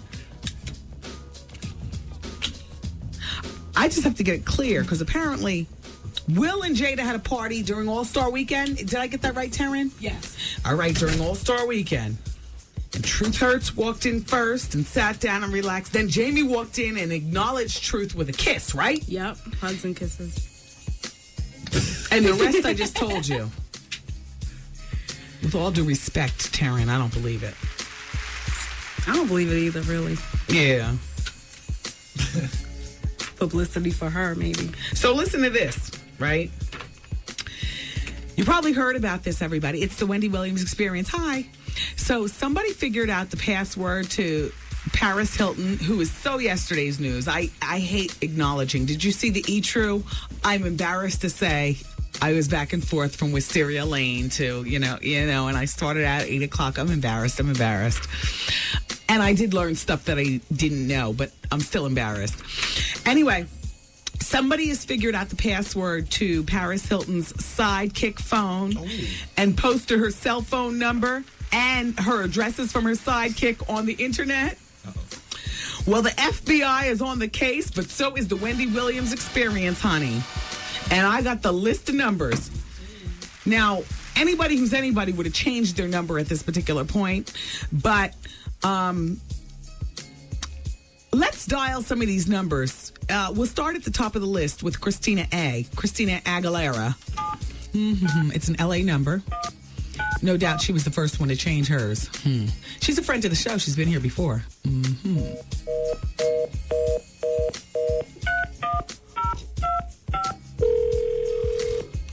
Leave a message after the beep.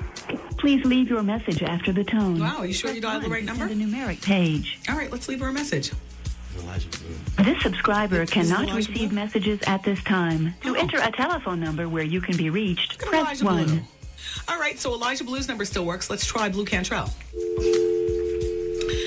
Now, what do Paris and Blue have in common? Their blue eyes. I got my soup here. Blue Cantrell's number is a 917 number. So let's see what happens. Oh, there it is. Here it is. A mailbox belonging to 917.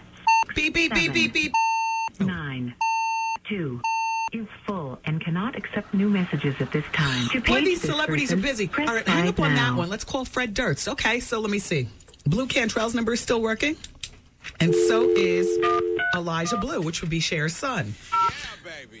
Christina Aguilera's number has been disconnected. Let me see. Do I know Fred Durst? Yeah, we met before. Backstage at the Grammys 2 years ago. I don't know what that's about. Let's call Victoria Gotti. Tell her I'm losing interest in her show. But I still watch it. I don't know why I still watch that show. Shout out to little Kim Gotti. Sorry to hear about what's happening. Oh, shoot. Please hang up and try your call again. If you need assistance, dial your operator. All right, let's hang up and try that. Please hang up now.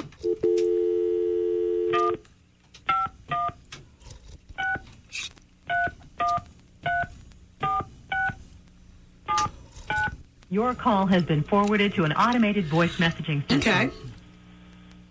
1. The mailbox is full and cannot accept any messages at this time. All right, we'll accept that. So Victoria's number still works. Let's try Kadada Jones, Quincy Jones' daughter. Is that the one that used to mess around with Tupac? Yes. Okay, that's the one. Okay. Who else has she been mixed up with? No, she was on Boston Public, right? That was Rashida Jones? Kadada. This is a 310 number. We'll call her and tell her to keep her head up. How about that? I haven't heard about her recently and anything going on in her life. It's a 310 number. Okay. That's not a hit. Let's try to call Anna Kournikova and we'll wish her happy engagement. Or are they married now? They're married. Yes. Anna Kournikova and Enrique Iglesias. This mailbox is full. Okay. To leave a message for someone else, press 2. No. To log into the messaging, come on, let's call Lindsay Lohan. The phone number. Because really, okay, Anna Kournikova, we know that. Her message is full. Boy, these celebrities are really busy. I don't understand why it is, with the two-ways and the sidekicks or whatever the hell else you all people who can't seem to live without communicating with each other. How do you keep up with all this? The emails and 5 cell phones on a hip? What is that? I'm a whore. I'm a whore. I'm a f***ing whore. Nice. Please leave your message after the tone. Press 1 to send a numeric page. Leave a message. This has got to be Lindsay Lohan.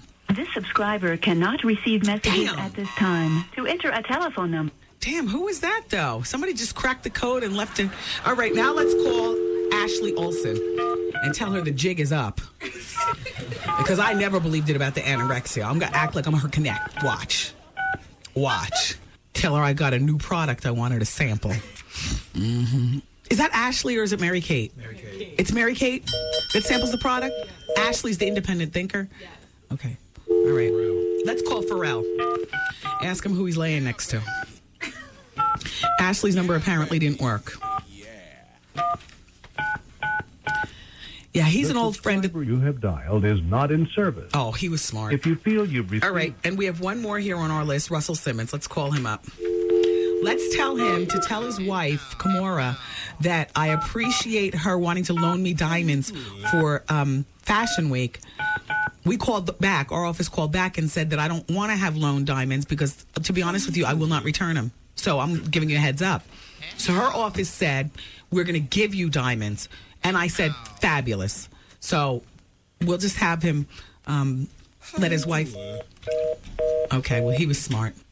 Well, there you go. From the file of the Paris Hilton sidekick. In conclusion, Christina Aguilera was smart and had her number disconnected. Elijah Blue, Cher's son, is still running. Blue Cantrell, message full, but number still the same. Fred Durst's done. Victoria Gotti, message full. Excuse me. Excuse you. That was fun.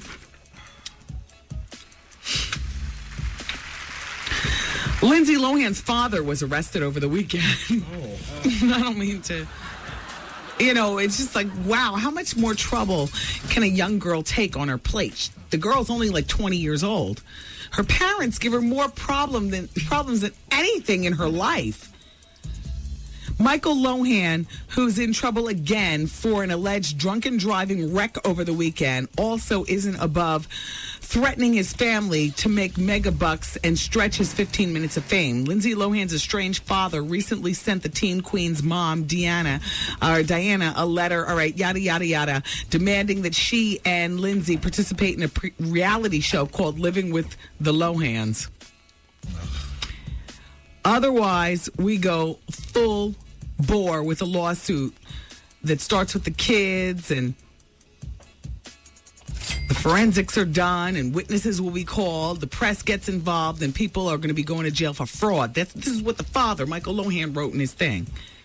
What's behind it all? Greed, they say. The producers of the show have spoken to the networks, and everybody's interested. They estimate that we can get $50 million to $100 million for 2 seasons. Lindsay wants to put the divorce on hold during the time of the shooting only. Oh, excuse me, Lohan, that's Michael, put the divorce on hold for the time of the shoot. And offers to split the net 50-50 with his longtime suffering wife. I would love to see Living with the Lohans. Lindsay, Mrs. Lohan, I think you need to put that divorce where? Put that where? Back there. Had a star say, the watcher will not be denied. Ooh. Put the Living with the Lohans on the TV. I would love to see that PWT mess. Because that's what you all act like. I don't care about your money. PWT. Wendy, man. First of all, my question is, what's wrong with Fantasia? I guess maybe I'm wondering why no one wants to focus on Fantasia's talent. I mean, because nobody can get past her teeth. The Wendy Williams Experience. What are you going to get?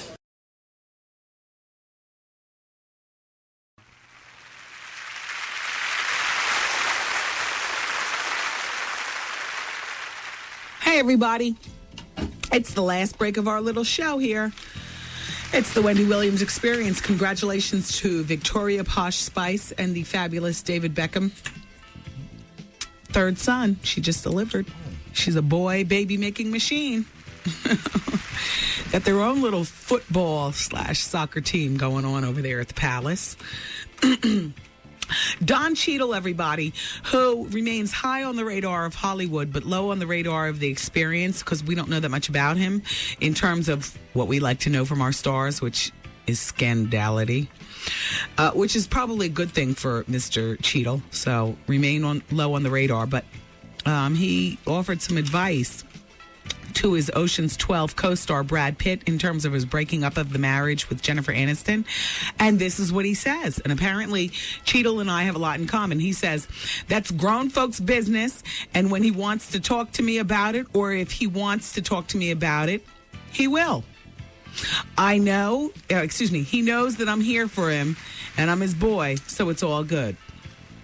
It. Stay out of grown folks' business is what Cheadle is saying. I like that. Steven Tyler is divorcing his wife number 2, Teresa Barrick.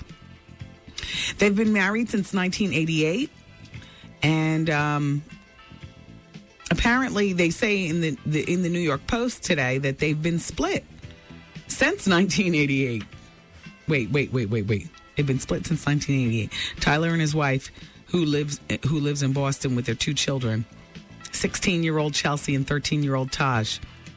So they've been separated for a while, I guess. I didn't even know Steve Tyler was married. I didn't even care when I heard this news because I was like, I didn't know, and who cares? Next. Keanu Reeves. Hit the button. Oh. All right. Went to hell and back. But he could not unhitch Will Smith from the top of the box office. Well, Will is at the top. Hitch, along with Kevin James and Will, made $31.8 million over the weekend. Damn. Apparently, Keanu is in Constantine, which made $30 million. Because of Winn-Dixie is number 3. Who's in that? Son of Mask. That's number 4. And $1 Million Baby is number 5. Man, I need to go to the movies. What are these movies? I just saw Hitch. Who are these people? Jamie Kennedy. Who's he in? Son of Mask. Yeah. Oh. I like him when I see the rerun of that movie where he plays Black. The governor's son or whatever, and he gets kidnapped, and isn't Gabrielle Union in that movie? Do I have it right? You know, they ride through the hood, and his name is B-Rad. You know what I'm talking about? B-Rad. Mine of some Most Wanted, Beverly Hills Most Wanted. That's it. Malibu, yeah. That's it. Okay, look, got a blind item for you all. Uh-oh. Music. Well, there's this rapper who has a sitcom on UPN. We play song game.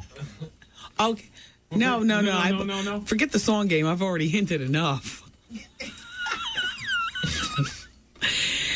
And he, I'm not going to say sex, is involved with a prince from Africa. Oh. And I told you that about 6 months ago that they were involved, but the prince has a problem with some substance abuse. And she likes to keep him high just to keep him dumb, so he keeps sending the money. Well, you know, it's only but a matter of time before you start leaning over the mirror yourself. If you know what I'm saying. And I think you do. Well, that's how the sitcom star keeps her weight under control. So now the sitcom stars no better than the prince. Or princess. Oops. Or princess. Yeah. From Africa. Everybody got a problem. That's crazy. See? That's it. I am hating the new Louis Vuitton cherry bag. I know it's wag.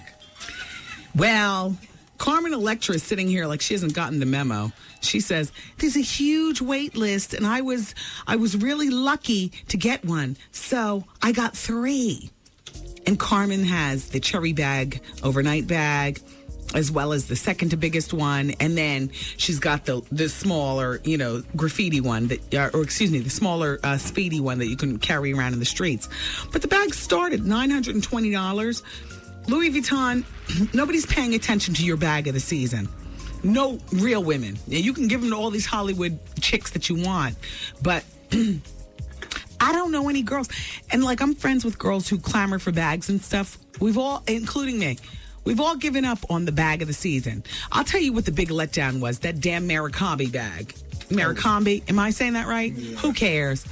The Louis Vuitton bag that came in the white or the black with the pink and the red and the different color LVs all over it. Ever since that, and I had my name on the wait list, and then I realized that you could get it bootleg any place, and then every 12-year-old in junior high had it for the bootleg, and I was just turned off. I'm not rushing no more to get no bags from nobody.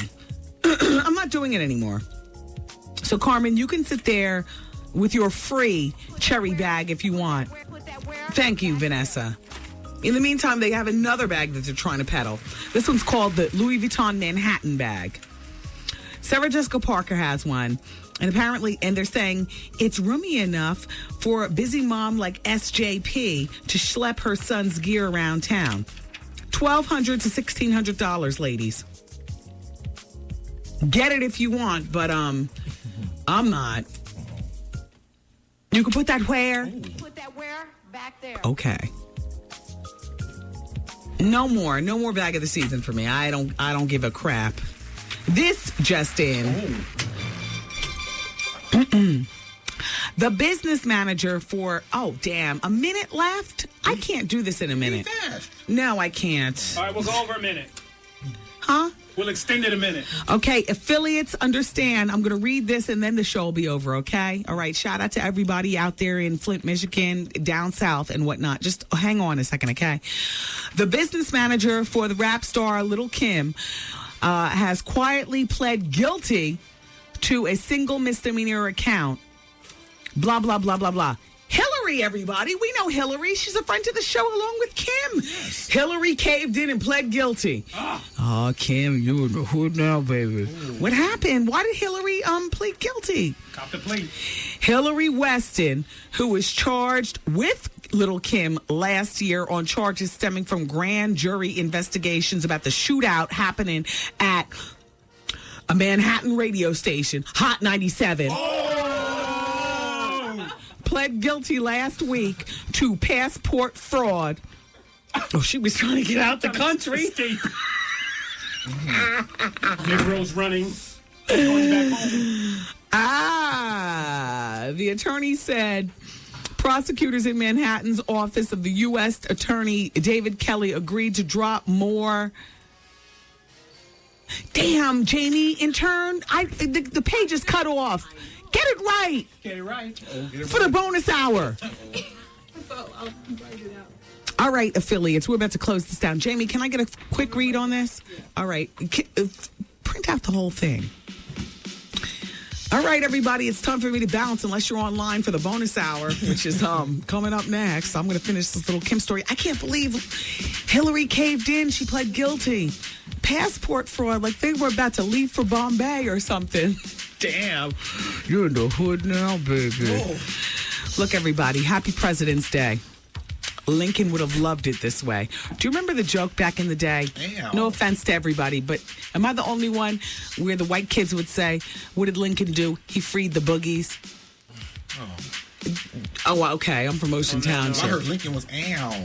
I heard he freed the slaves. Yeah, I never heard the boogies. The That white term, kids, that's a when they really want to get at you, they call us the boogies. So it'd be like Lincoln freed the boogies, and I was outnumbered 1 to 360. So I couldn't do anything back then. Of course, I have the mic now, so I can. Damn you! F you! How dare you say something like that to us? But on this President's Day, I got to go. I love you for listening, everybody. Come back, same time, same place tomorrow, okay? And we'll do it all over again. Bye. These party people. See you later. 'Cause I'm saying bye-bye. Good night. Program complete. Oh, my gosh. Keep it here, everybody. The bonus hour is coming up next on WBLS.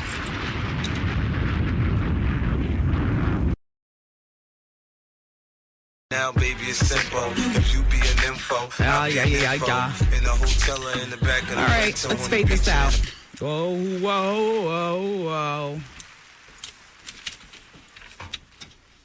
Hello. Wendy? Hi. Oh, my God. What's up? How are you? Fine, thank you. I love you so much. Thank you. I've been trying to get through to you so long. You know that? Well, here we are. I tuned in later. I just wanted to know if you watched the Fit Club last night, Celebrity Fit Club? No, what happened? No, with one of the Baldwin brothers going all crazy. Well, you know what? They've been asking what is wrong with Daniel Baldwin in the tabloids. And I just feel as though Daniel Baldwin is probably upset because he never really got the recognition like Alec and, Steven. And he turned probably to Food for Solace. And now the biggest recognition he's getting in his entire life is being on this Celebrity Fit Club as a fat guy. Yeah, but he's going crazy. I think he's like, might be dipping, hanging out with the white lady or something. You think? I wouldn't be surprised. Yeah. And, another thing. You ever heard about Sam Champion, the guy on ABC? How you doing? Hello, who you telling? All You ain't right. never lied, girl. Do you know that, is that true about him and Mike Piazza? At all? Do you, because it's been rumored, but I don't know if it's true or not. So I want to know. That they're friends. They're friends, quote unquote friends. I've never heard that. Really? Yeah, because it's rumored a little bit. Because I see his little happy ass hopping all over the little, bars in Chelsea and everything like that. But wow. Yeah. So we'll have to investigate. Yeah, please do. Thank you. Thank you. Bye bye. Jason, pass me my note. So I can remember to talk about a local news person who needs to be put on notice of her phoniosity. Hello. Hello. Hi. Hi, how are you? I'm doing fine. How are you? I'm good. Good. I called to see if I can win the tickets to the movie. You never announced the winner. That was 2 hours ago. Oh, you did? Yeah, no, I didn't announce the winner, but it was 2 hours ago. I know, but I've been trying since then.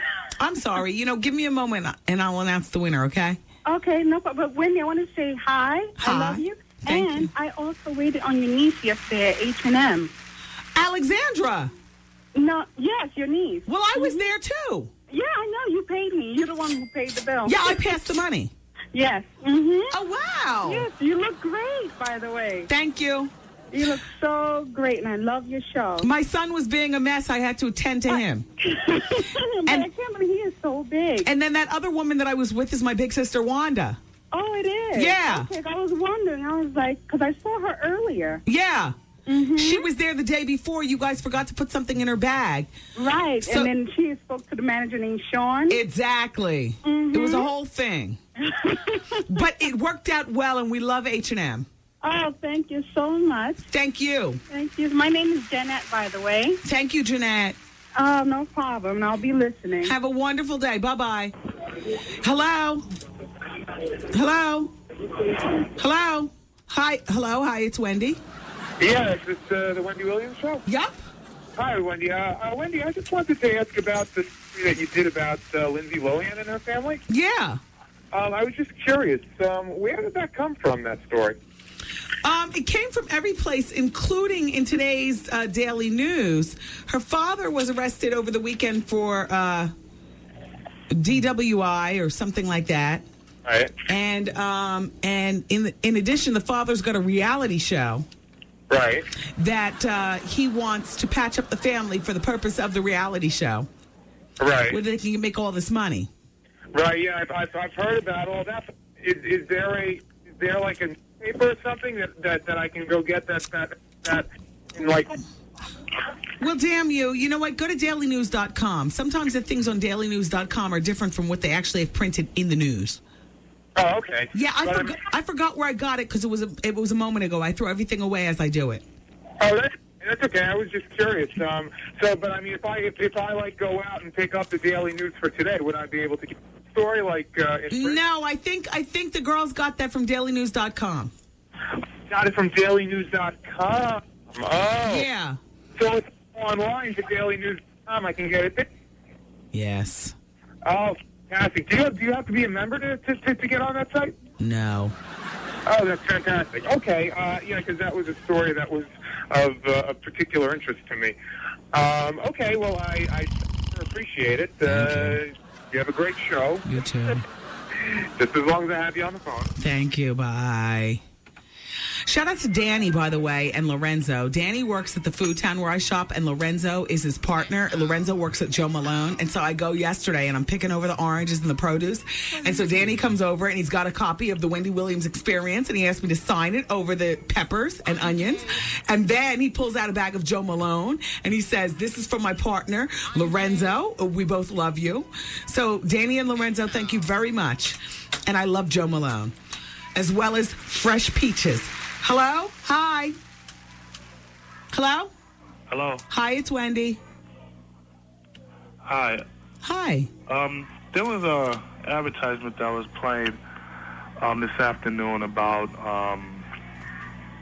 if you want to work at home doing a medical something. I didn't get all the information. I wanted to find out. Was it played during Advice Hour? I'm not sure. Hour of Truth? First hour of the show? No. A few minutes ago? No. It's about maybe noon. Oh, my gosh. That's a Demu show. I'm sorry? All right. Call the sales department at 212-447-1000. They're off today. It's President's Day. But tomorrow they'll be here, okay? 212-447? 1000. 1000? Mm-hmm. Thank you. Thank you. All right. Bye. And Aisha Lee of Ingram Place in Newark, New Jersey, picked up the passes for Tyler Perry's play, The Diary of a Mad Black Woman. So congratulations to Aisha. And congratulations to Queen Latifah. She's back to her natural hair color, and she looks stunning on the cover of the new InStyle magazine. 540 pages of luxuriation. I cannot wait to get home and read it.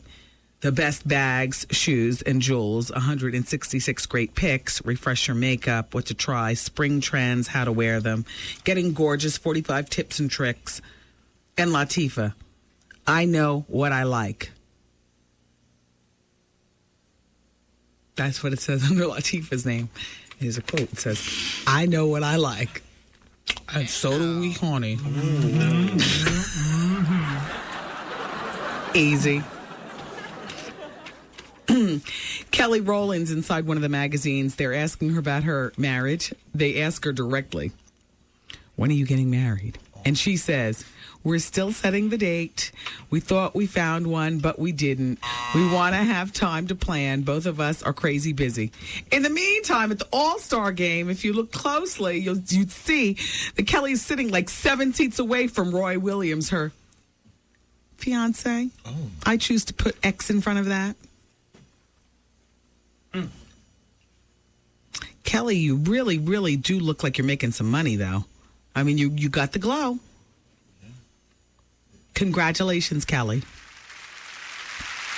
On whatever. Just congratulations. I like her. I like Kelly. I didn't review the music from the Billboard Top 200 albums last week. And I know the new list comes out tomorrow, but let's review last week's list, shall we? Where...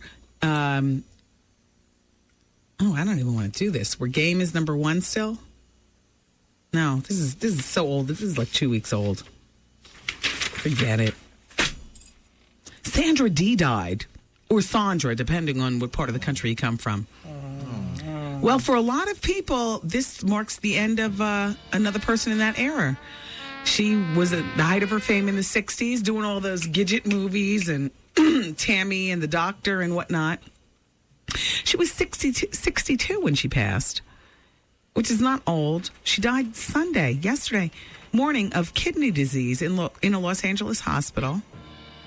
Yeah, Sandra Day, she was hospitalized for nearly 2 weeks, and she'd been on dialysis for about 4 years. They say she didn't have a bad bone in her body. When she was a big star with the pictures and whatnot, she treated everybody like head of studio, whether you were an intern or whatnot. Just an all-around, whatever, all-around nice woman. And now she's dead at 62. And, Man, you're going to miss her. Her real name, by the way, and she's one of our own. She's from Bayonne, New Jersey. Oh. Right over the bridge, yeah. She was born Alexandra Zuck. Speaking of real names, do anybody know Tupac Shakur's real name? I know it. What is it? I'm going to write it down for Wendy to say. Okay. So anyway, I'm sorry to hear about Sandra D. I have this just in regarding Little Kim, but before we get to that, Jody Applegate, your phoniness is shining through and through on the Fox 5 Morning News. I'm sorry, honey. I know you want to feel like you're superior, like you're on ABC, CBS, or NBC, but honey, you're in the hood now, baby. You better get with it. Okay? Hood. The Hood News. That would be anything in the morning on Channel 5 and anything in the evening on Channel 9 first and Channel 5 second. You are not on ABC, NBC, or CBS. And by the way, you should be thankful. Who watches them in the morning anyway? You're in the hood now, baby. And you're coming off a little too white bread. And a little too sedity. Yeah. That's right, Jody. You better get your lean on. Recognize the real. You've got a lot of, dare I say, if you're black and in New York and in New Jersey, in the tri-state area, the majority, I'm not saying all, because I certainly do still have an affection for Matt Lauer and Katie Couric and them. You know, Matt, I still find him to be attractive, even with his thinning lip. His lips are turning in like an old man, when his hair is thinning and whatnot. But I still find Matt Lauer pretty pleasing to look at. And Katie, I still find you like the girl next door. I like to hear from you. And Les Moonves' jump off, who's now his wife. What's the Asian girl's name? Ann Curry? Ann Curry. No, that's not her. Oh. Whatever. Anyway, I like to look at you just because I know the story behind it where, Les was married and then you jumped in and jumped off and, all like that. And then you hosted Big Brother and whatnot, so you're scandalous. I like to look at you for the scandality. But at the end of the day, I always come home to my Fox News in the morning. And Jody, while I really like you, you seem to possess an elitist attitude, like you don't want to be in the hood. But in case you didn't get the memo, you're in the hood now, baby. So, get with it. Harry Martin got the memo a long time ago. Doesn't he just fit in perfectly with the Hood News at 10 o'clock on UPN? Oh, Harry. He's as white bread can get, But he sits next to Bren. You know what I'm saying? And there with Megan Vega and whatnot. And they got that thing down. Harry understands.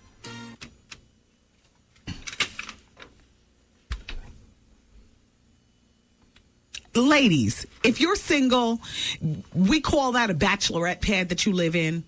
And I got a new book that I've been, perusing over the weekend in between everything else I've been doing. And it's called the Hookup Handbook. And I ripped out pages. I don't mind defacing my books. Oh, hell, because it's just too much baggage to bring in the whole damn book. I ripped out pages 51, 52, and 53 just to bring in here to this show. Because a lot of women don't understand that you take the stuffed animals off your damn bed if you're really trying to set up a nice, man trap. I mean, if that's what you're into. No man wants to walk into a woman's house and see that you believe in unicorns and all them cheap-ass toys from Great Adventure that you win with the slam dunk contest and all that crap. If you are over 12, men don't want to walk into your house and see that junk. I'm not saying you have to have candles lit and everything like that, but in the Hookup Handbook, A Single Girl's Guide to Living It Up, they make sense. So I got the list. I'll review in a minute. But first, let me just address this little Kim thing.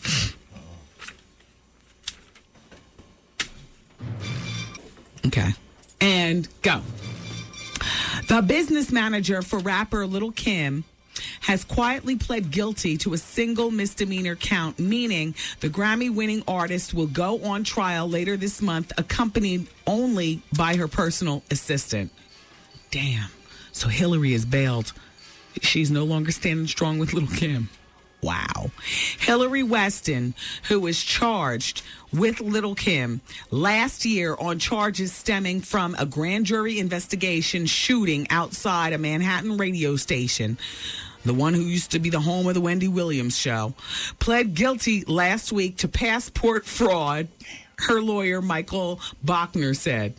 Bachner said prosecutors in the Manhattan office of the U.S.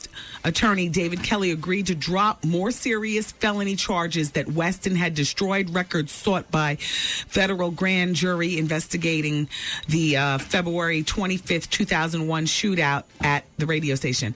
Can you believe that a person's life has to be turned in? I mean, 2001, we're in 2005. Lil' Kim's life has not been the same for years. It's terrible.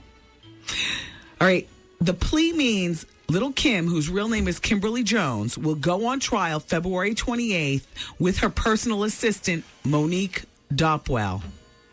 Kim, Weston, and two other members of Kim's entourage, Damian Butler and Suf Jackson, were indicted last year. Prosecutors charged Butler and Jackson were armed with guns and clashed with the entourage of rival rap groups Capone and Noriega, sparking the shootout, which one man was wounded. Jones and Dopwell are charged with conspiracy to commit perjury, obstruction of justice, and making false statements to derail the federal probe. Jackson pleaded guilty to the shooting yesterday and was sentenced to 12 years in prison. Wait, hold on. Somebody was sentenced yesterday? Shut up. It's going down. Yup. Wait, Dateline February 17th. What's today? Today is the 21st. Okay, so this happened the other day. We missed it. Oh, shoot. Somebody from the Kim entourage was sentenced to 12 years. Why am I scratching like a dope fiend? Because my skin is peeling. That damn vacation. I got the nice tan, and now my skin is peeling. I'm scratching like a fiend. 12 years in prison. Butler pled guilty last month and is awaiting his sentence. All right, so the other one's awaiting his sentence. In the meantime, Jackson got 12 years in prison. Damn. Yo, Kim. That's a hard boy. Yeah. Damn. Bachner, who's the attorney, said Weston, that's Kim's business manager. Bachner said Weston was thrilled with the resolution of her case. I'll bet. You're off. She admitted that she made a reservation for Damian Butler to travel outside the country, knowing that he had an illegal passport. She understood that what she did was wrong. Oh, Damian trying to escape. Damn, Kim, how does that work? Your girl Hillary for years has left you standing. Let me see when the trial begins. February 25th. We need our team. Where's Taryn, queen of all interns? We need our team scheduled outside of Manhattan Court February 25th. Yes, we do. We need the microphones out there and everything. All right, so here's from Taryn. February 25th, the Lil' Kim trial starts. We need all the microphones out there. Get what we can. Okay. Well, you're in the hood now, baby. All right. Here it is, sir, who called up before. I'll read it to you the way I had it about Lindsay Lohan's dad, and then we're going to get into this, the Hookup Handbook, because a lot of single ladies, you know, I've got girlfriends who are single who do the same damn thing, and I just don't understand it. I'm like, why is it that if what you're trying to do is set up a bachelorette pad, even if you don't want to snare a man, forget marriage and babies and whatnot, just trying to set up a grown woman's bachelorette pad. You don't have unicorns and your collection of stuffed animals from Graded Damn Venture all over the house. What is that? It's not a college dorm. You're luxuriating in your singledom. All right, but first, Sir, you can go to ET Online. That's entertainment online, etonline.com. Lindsay Lohan's father was arrested for DUI over the weekend. Now, dateline for this is February 21st. Today is the 21st. Over the weekend. After his car crashed into a utility pole and burst into flames. Oh, shucks. Fire. In Syosset, Long Island. Shut up. This is not funny. Michael Lohan, who was able to exit the car before the flames started, was also charged with driving without a license. His arrest is the latest in what seems to be a string of troubles for the famous father. Michael was arrested in the past for allegedly skipping out on a hotel bill in December. He pled guilty to assault charges stemming from a scuffle with his brother-in-law. His wife and Lindsay's mother, Dina, recently filed divorce. There have been no official comments from Michael or his lawyer regarding Saturday's arrest. He hit a utility pole so hard that his car burst into flames.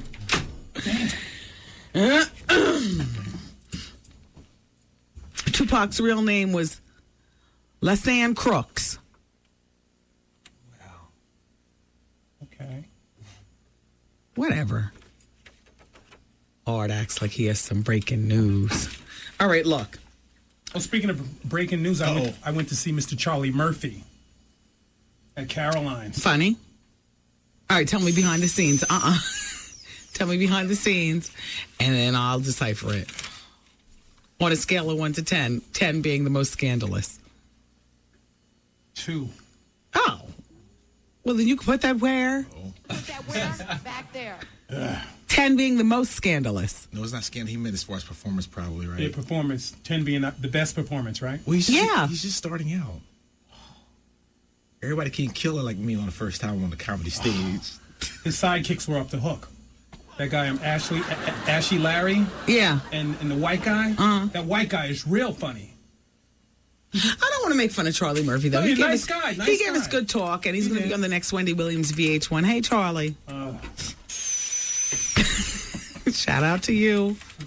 Okay, this book is called The Hookup Handbook, A Single Girl's Guide to Living It Up. All right, check it out.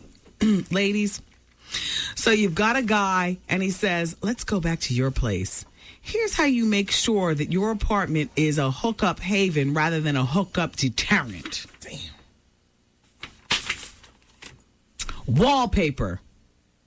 Now they have 3 categories: proudly display, stash away, and burn immediately.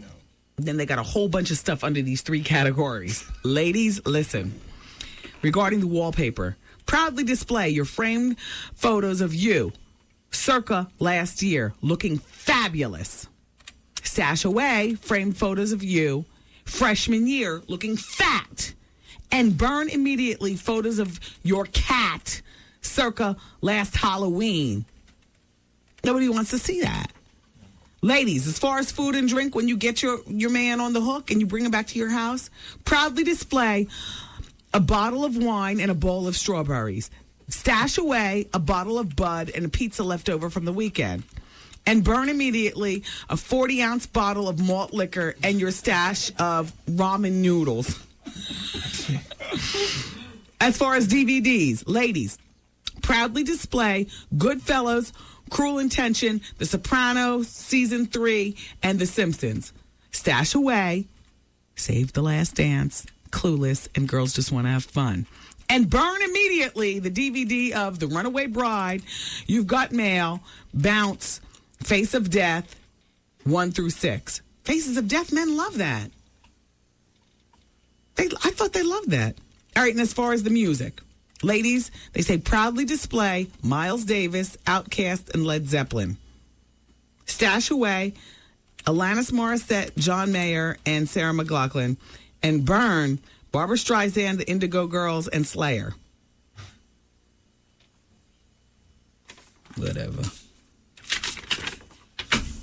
As far as your books, lady, proudly display anything in the Onion series, the Kama Sutra series, and Fear and Loathing in Vegas. Stash away Chicken Soup for the Soul, the South Beach Diet, Sweet Valley High.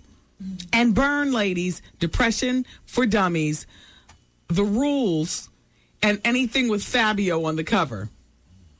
Ladies, when you get your man back to your bachelorette pad in the bathroom, proudly display Listerine, antibacterial hand soap, and reading material. Stash away your Proactive, no disrespect, Vanessa. Stash away your Proactive, your panty liners, and your economy-sized jar of Vaseline. And burn immediately, ladies, in your bathroom, your Jolene facial hair bleach and your Summer's Eve, as well as your EPT. When it comes to athletic equipment, ladies, proudly display in your bachelorette pad your yoga mat. It shows that you're flexible. Stash away your ab roller and burn your Richard Simmons Sweatin' to the Oldies. As far as your clothes in your bachelorette pad, this book says proudly display your jeans, a pair of killer heels, and a lacy, racy black bra. Stash away your velour sweatsuit, your Uggs, and your granny panties.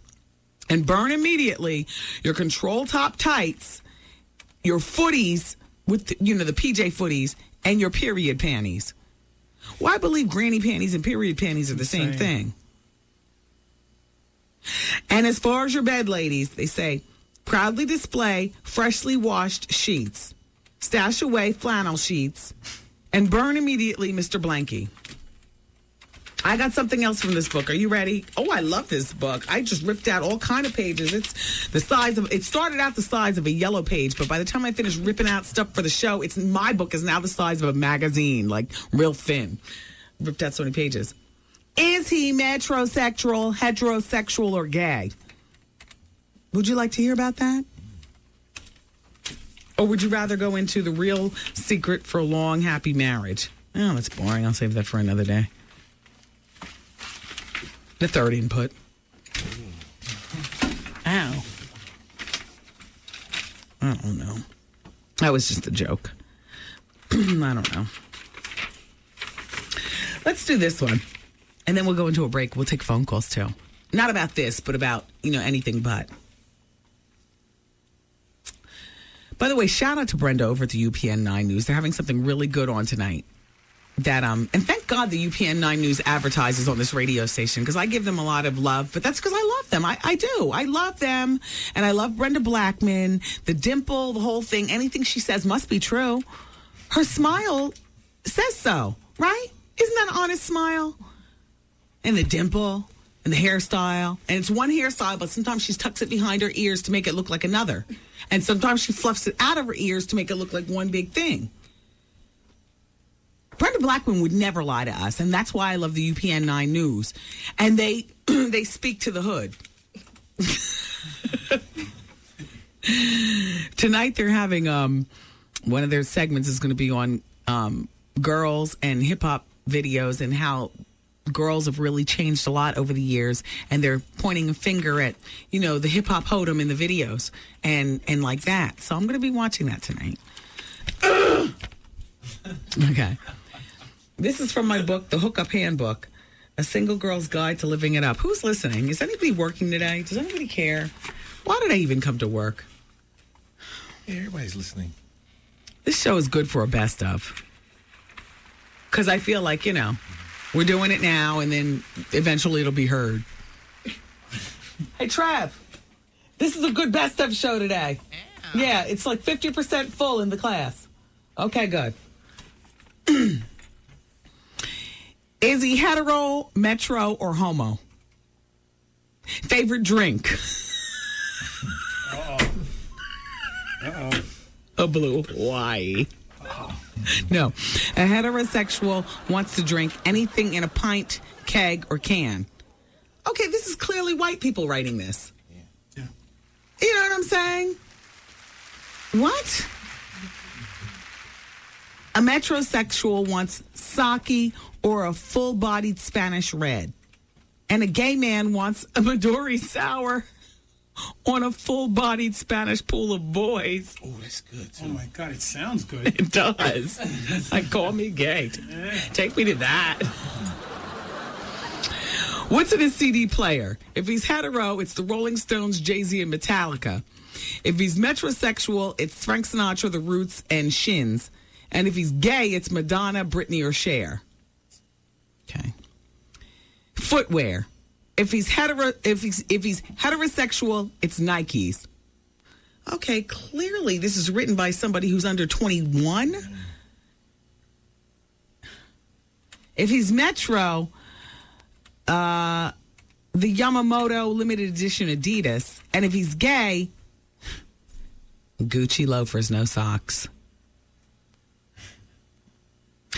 Okay, the reason that that's a joke here in the studio is because I gave the guys certificates for Gucci for Christmas.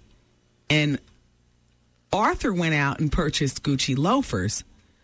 As long as you wear them with socks, you are off the list. I'm going to tell you, this is a running thing with how to spot a homo. It's the Gucci loafers with no socks.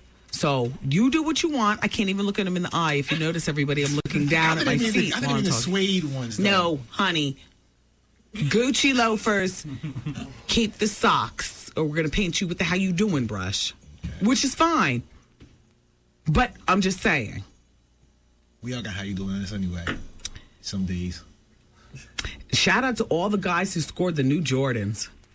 Even my 4-year-old's up on them.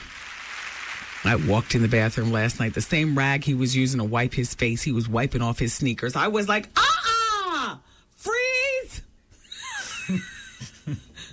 Who told you about that? Well, Daddy said they're special. And, you know, I wipe them off after I wear them and I put them in the box. I said, not with the same thing you use to wipe your area and your face and stuff. They tell the whole story of Jordan. They're their 20th anniversary limited edition. Yes. They're hot. Whatever. They're expensive. All of them are. Well, shout out to the Shaq sneaker line at Target. Ooh.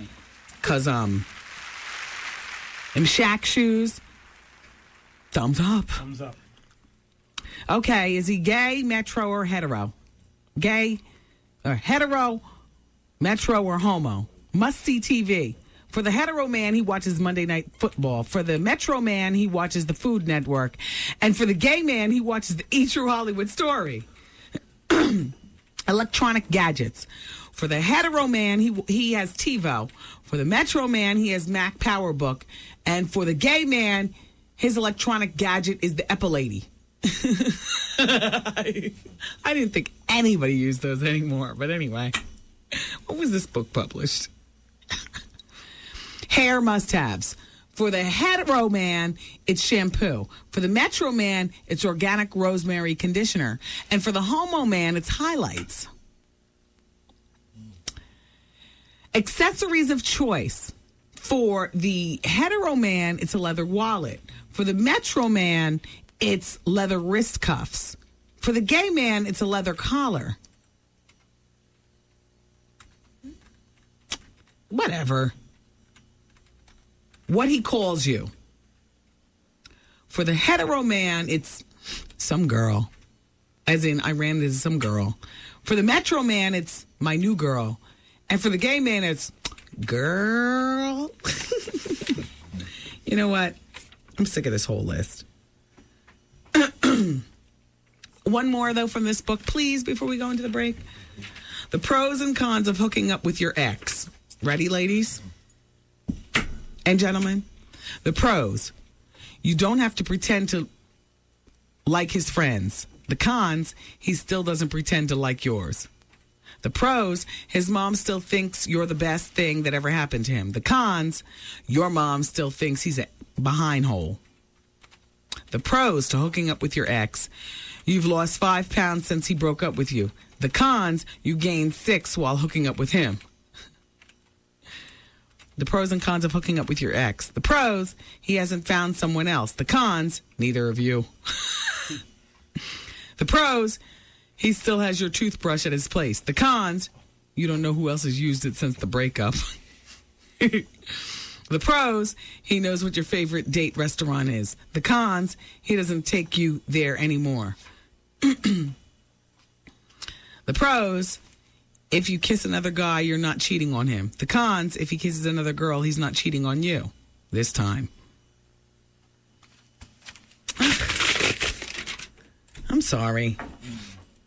for wasting your time. No, it was entertaining. Whatever. Jamie, are you still single? Mm-hmm. All right. Well, it's here. Take the Hookup Handbook. Are you in love? No. All right. Well, here. Thank you. That's not for show research. That's for your own private luxuriation. I've had it. Why didn't I take off? Is anybody listening? Hello? How you doing? All right. All right, look. Is Vaughn working today? No. What? Who's on for Harper? He is working, huh? He is? Yeah, I believe he is. Well, he's another fool. Okay. Vaughn, nobody's listening to us. Nobody's listening. Everybody's busy trying to get President's Day sales over at the Siemens Furniture and whatnot. You know how that goes. Could have been a nice long weekend. Oh, well. Me and my, let's go to work. Let's go to work. We've got work to do. Oh, Pam is listening in Harlem. Thank you, Pam. Thank you, Pam. Pam, thank you so much for being here. Damn you. And she's also working. Good. Good. Who else is listening? Wait. Artie, are you gay? Because I'm attracted to you. I saw you at Caroline's, and I was like, what? Signed a secret admirer. No, you didn't. He wasn't at Caroline's. Exactly, I was not. And he wears socks with his Gucci loafers, which means no. White ones at that. Oh. Oh, okay. I only wore it once. Well. I dress socks with them. Chill. Oh, okay. It's good. Chill. Let me get ready to start. Chill. Everybody, keep it here. Hey, your phone calls are wanted at 866-GET-WENDY. We'll take a break and be right back with the talk. It's the Wendy Williams Experience with today's R&B and classic soul on 107.5 WBLS. History at McDonald's. I'm loving it. And 107.5 WBLS. Today's R&B and classic soul. And the Wendy Williams Experience. The square peg in a round hole. But somehow we are family here at the BLS. Hey, everybody. Thanks for being here for the bonus hour of the Wendy Williams Experience. Shout out to Philly Boy, who managed to get into the listening part of our WBLS.com website, because we're officially off Power 99, so we're into the Hot Boys show. But he says, Wendy, I'm with you. If I walked into a girl's spot and she had some faces of death, I'd be like, damn, it's a down-ass chick who's not afraid to be hard while staying a lady. I'd even be able to deal with the stuffed unicorns if she had some Sopranos DVDs. Exactly, Philly Boy. Hello? Hi, Wendy. It's Reggae Red. Hey, Reggae. How you doing? Nice to have you here. Good. Wycliffe was very good on Third Watch Friday. Okay. Amarosa is going to be on Fear Factor tonight. I can't wait to see what they have her eating. Mm. And I wanted to see what happened with your girlfriend who was supposed to get married. Did anybody get to do the intervention? Oh, Reggae Red, guess what? She didn't end up getting married over the weekend. It's been postponed. Oh, well, that's good. And no, I did not talk to her over the weekend. It's the three of us, and our girlfriend together told me that it was postponed. And I like to think she did it for the sake of sanity. I hope so, too. Yeah. Thanks, Reggae Red. Okay, take care. Take care. Bye-bye. Hi, it's Wendy. Hi, Wendy. This is Carmen from New Jersey. Hey, Carmen. Clifton, New Jersey, listening. Thank you. We enjoy you every night. Thank you. Thank you. Make sure you send a shout out to Carmen and Clifton. Okay. Thank you, Carmen. Bye. Bye-bye. Hi, it's Wendy. Hi, Wendy. How are you? I'm doing well. This is Trisha from Greenwich, Connecticut. Nice to have you here, Trish. I'm actually calling because, I love your show. I've always listened to you since, high school days in 93. Okay. And when you got, when you left Hot 97. When you left me for dead on the turnpike to go to Philly. Hello? Yeah, go ahead. Yeah, Wendy. Yeah, I love your show. I just want to call and let you know that. And also, I called 3 weeks ago, and I won a gift basket for from the Joey Show. Okay. And I think it was one of your interns. I don't know who answered the phone, and they're like, well, since I'm in Connecticut, they would mail it, but I never received it. You know what? Call the business line at 212. You got a pen? 1 sec. Okay. 447-1000. 447-1000. Yeah, you're going to ask for the promotions department here at BLS. Give all your information, and they'll tell you exactly what's a who's in. Okay. Okay. Thank you, Wendy. Take care. Bye-bye. Hello. Hi, Wendy. Oh, all right. Everybody stand back. Here we go. How you doing, girl? All right. I'm listening, honey. Okay. I want to say, so congratulations to you for spending time with your niece. That was really sweet. We had the best time at Wicked, too. We had such an amazing time. Good. And you know what? I want you, when you get on the air, definitely give a shout-out to all the teachers, because I'm a teacher in Brooklyn. You know, we're off for the week. You know. Yeah, so you're one of the school systems that's off for the entire week for presidents? Of course. And loving it, darling. But it's also called winter break, right? Yes, it's winter recess, and it's also, you know, we got President's Day today. You know, we get the week off until the 28th. Now, what do you teach? I teach special ed at PS 269 in Brooklyn. Nice. You know, love the kids, love my class. Great. I listen to you all the time after work, and I'm loving the bonus hour. Thank you so much. You know, one quick question to Wendy. Where is that? You could take that way back there from, because I am killing it, but I don't know where you got it from. We'll play the entire presentation for you. Would you please? The name is Alex. Thank you so much, I Alex. met you at your book signing, spoke to you before. Love you, love the show, and your spirit is great. I'm not just saying that everybody calls and says it, but you do your thing, girl. Thank you so much, Alex. Have Alex. a good night. Get home safely. Thank you. We'll take one more call. And by the way, a shout out to Alex. Lucky you for that week off, because my sister-in-law and my brother, they just came over for dinner last night. Actually, my sister-in-law went down to Hampton because my sister-in-law was just pinned, a.k.a. this weekend. But they have off today in the Newark Public Schools, and they go back to school tomorrow. Hey, Tommy. Tommy came over because, you know, my sister-in-law was down there. So, you know, I hooked up some dinner, and he came over to eat and stuff. But, hello? Hi, Wendy. Hi. Hi, how you doing? Good. Just called to say I was off today, and I like the show. And what you said about Jody Applegate is true, because I feel the same way. I was mad ever since Lynn left the show. Yeah, I'm sorry that Jody, and give her a moment. She's got to understand she's in the hood. Yeah, well, she better understand real quick. Yeah. Because to tell you the truth, I only watch the show because I like to give a shout-out to Mike Woods. That's the only reason why I wake up that early and watch that show. He's fine, right? Yes, he is. All right. How you doing? For real. I'd like to know how he's doing. Take care. Keep up the good work, Wendy. Bye-bye, sir. Dear Wendy, I'm in love with a guy who is 31, no job, and lives with both of his parents. His dream is to become a basketball player. Oh, God. I support him with the little I have. We discuss our plans and he keeps making empty promises. I'm not sure if he's finished school, yada, yada, yada. I'm 25, confused. Don't be. Move on.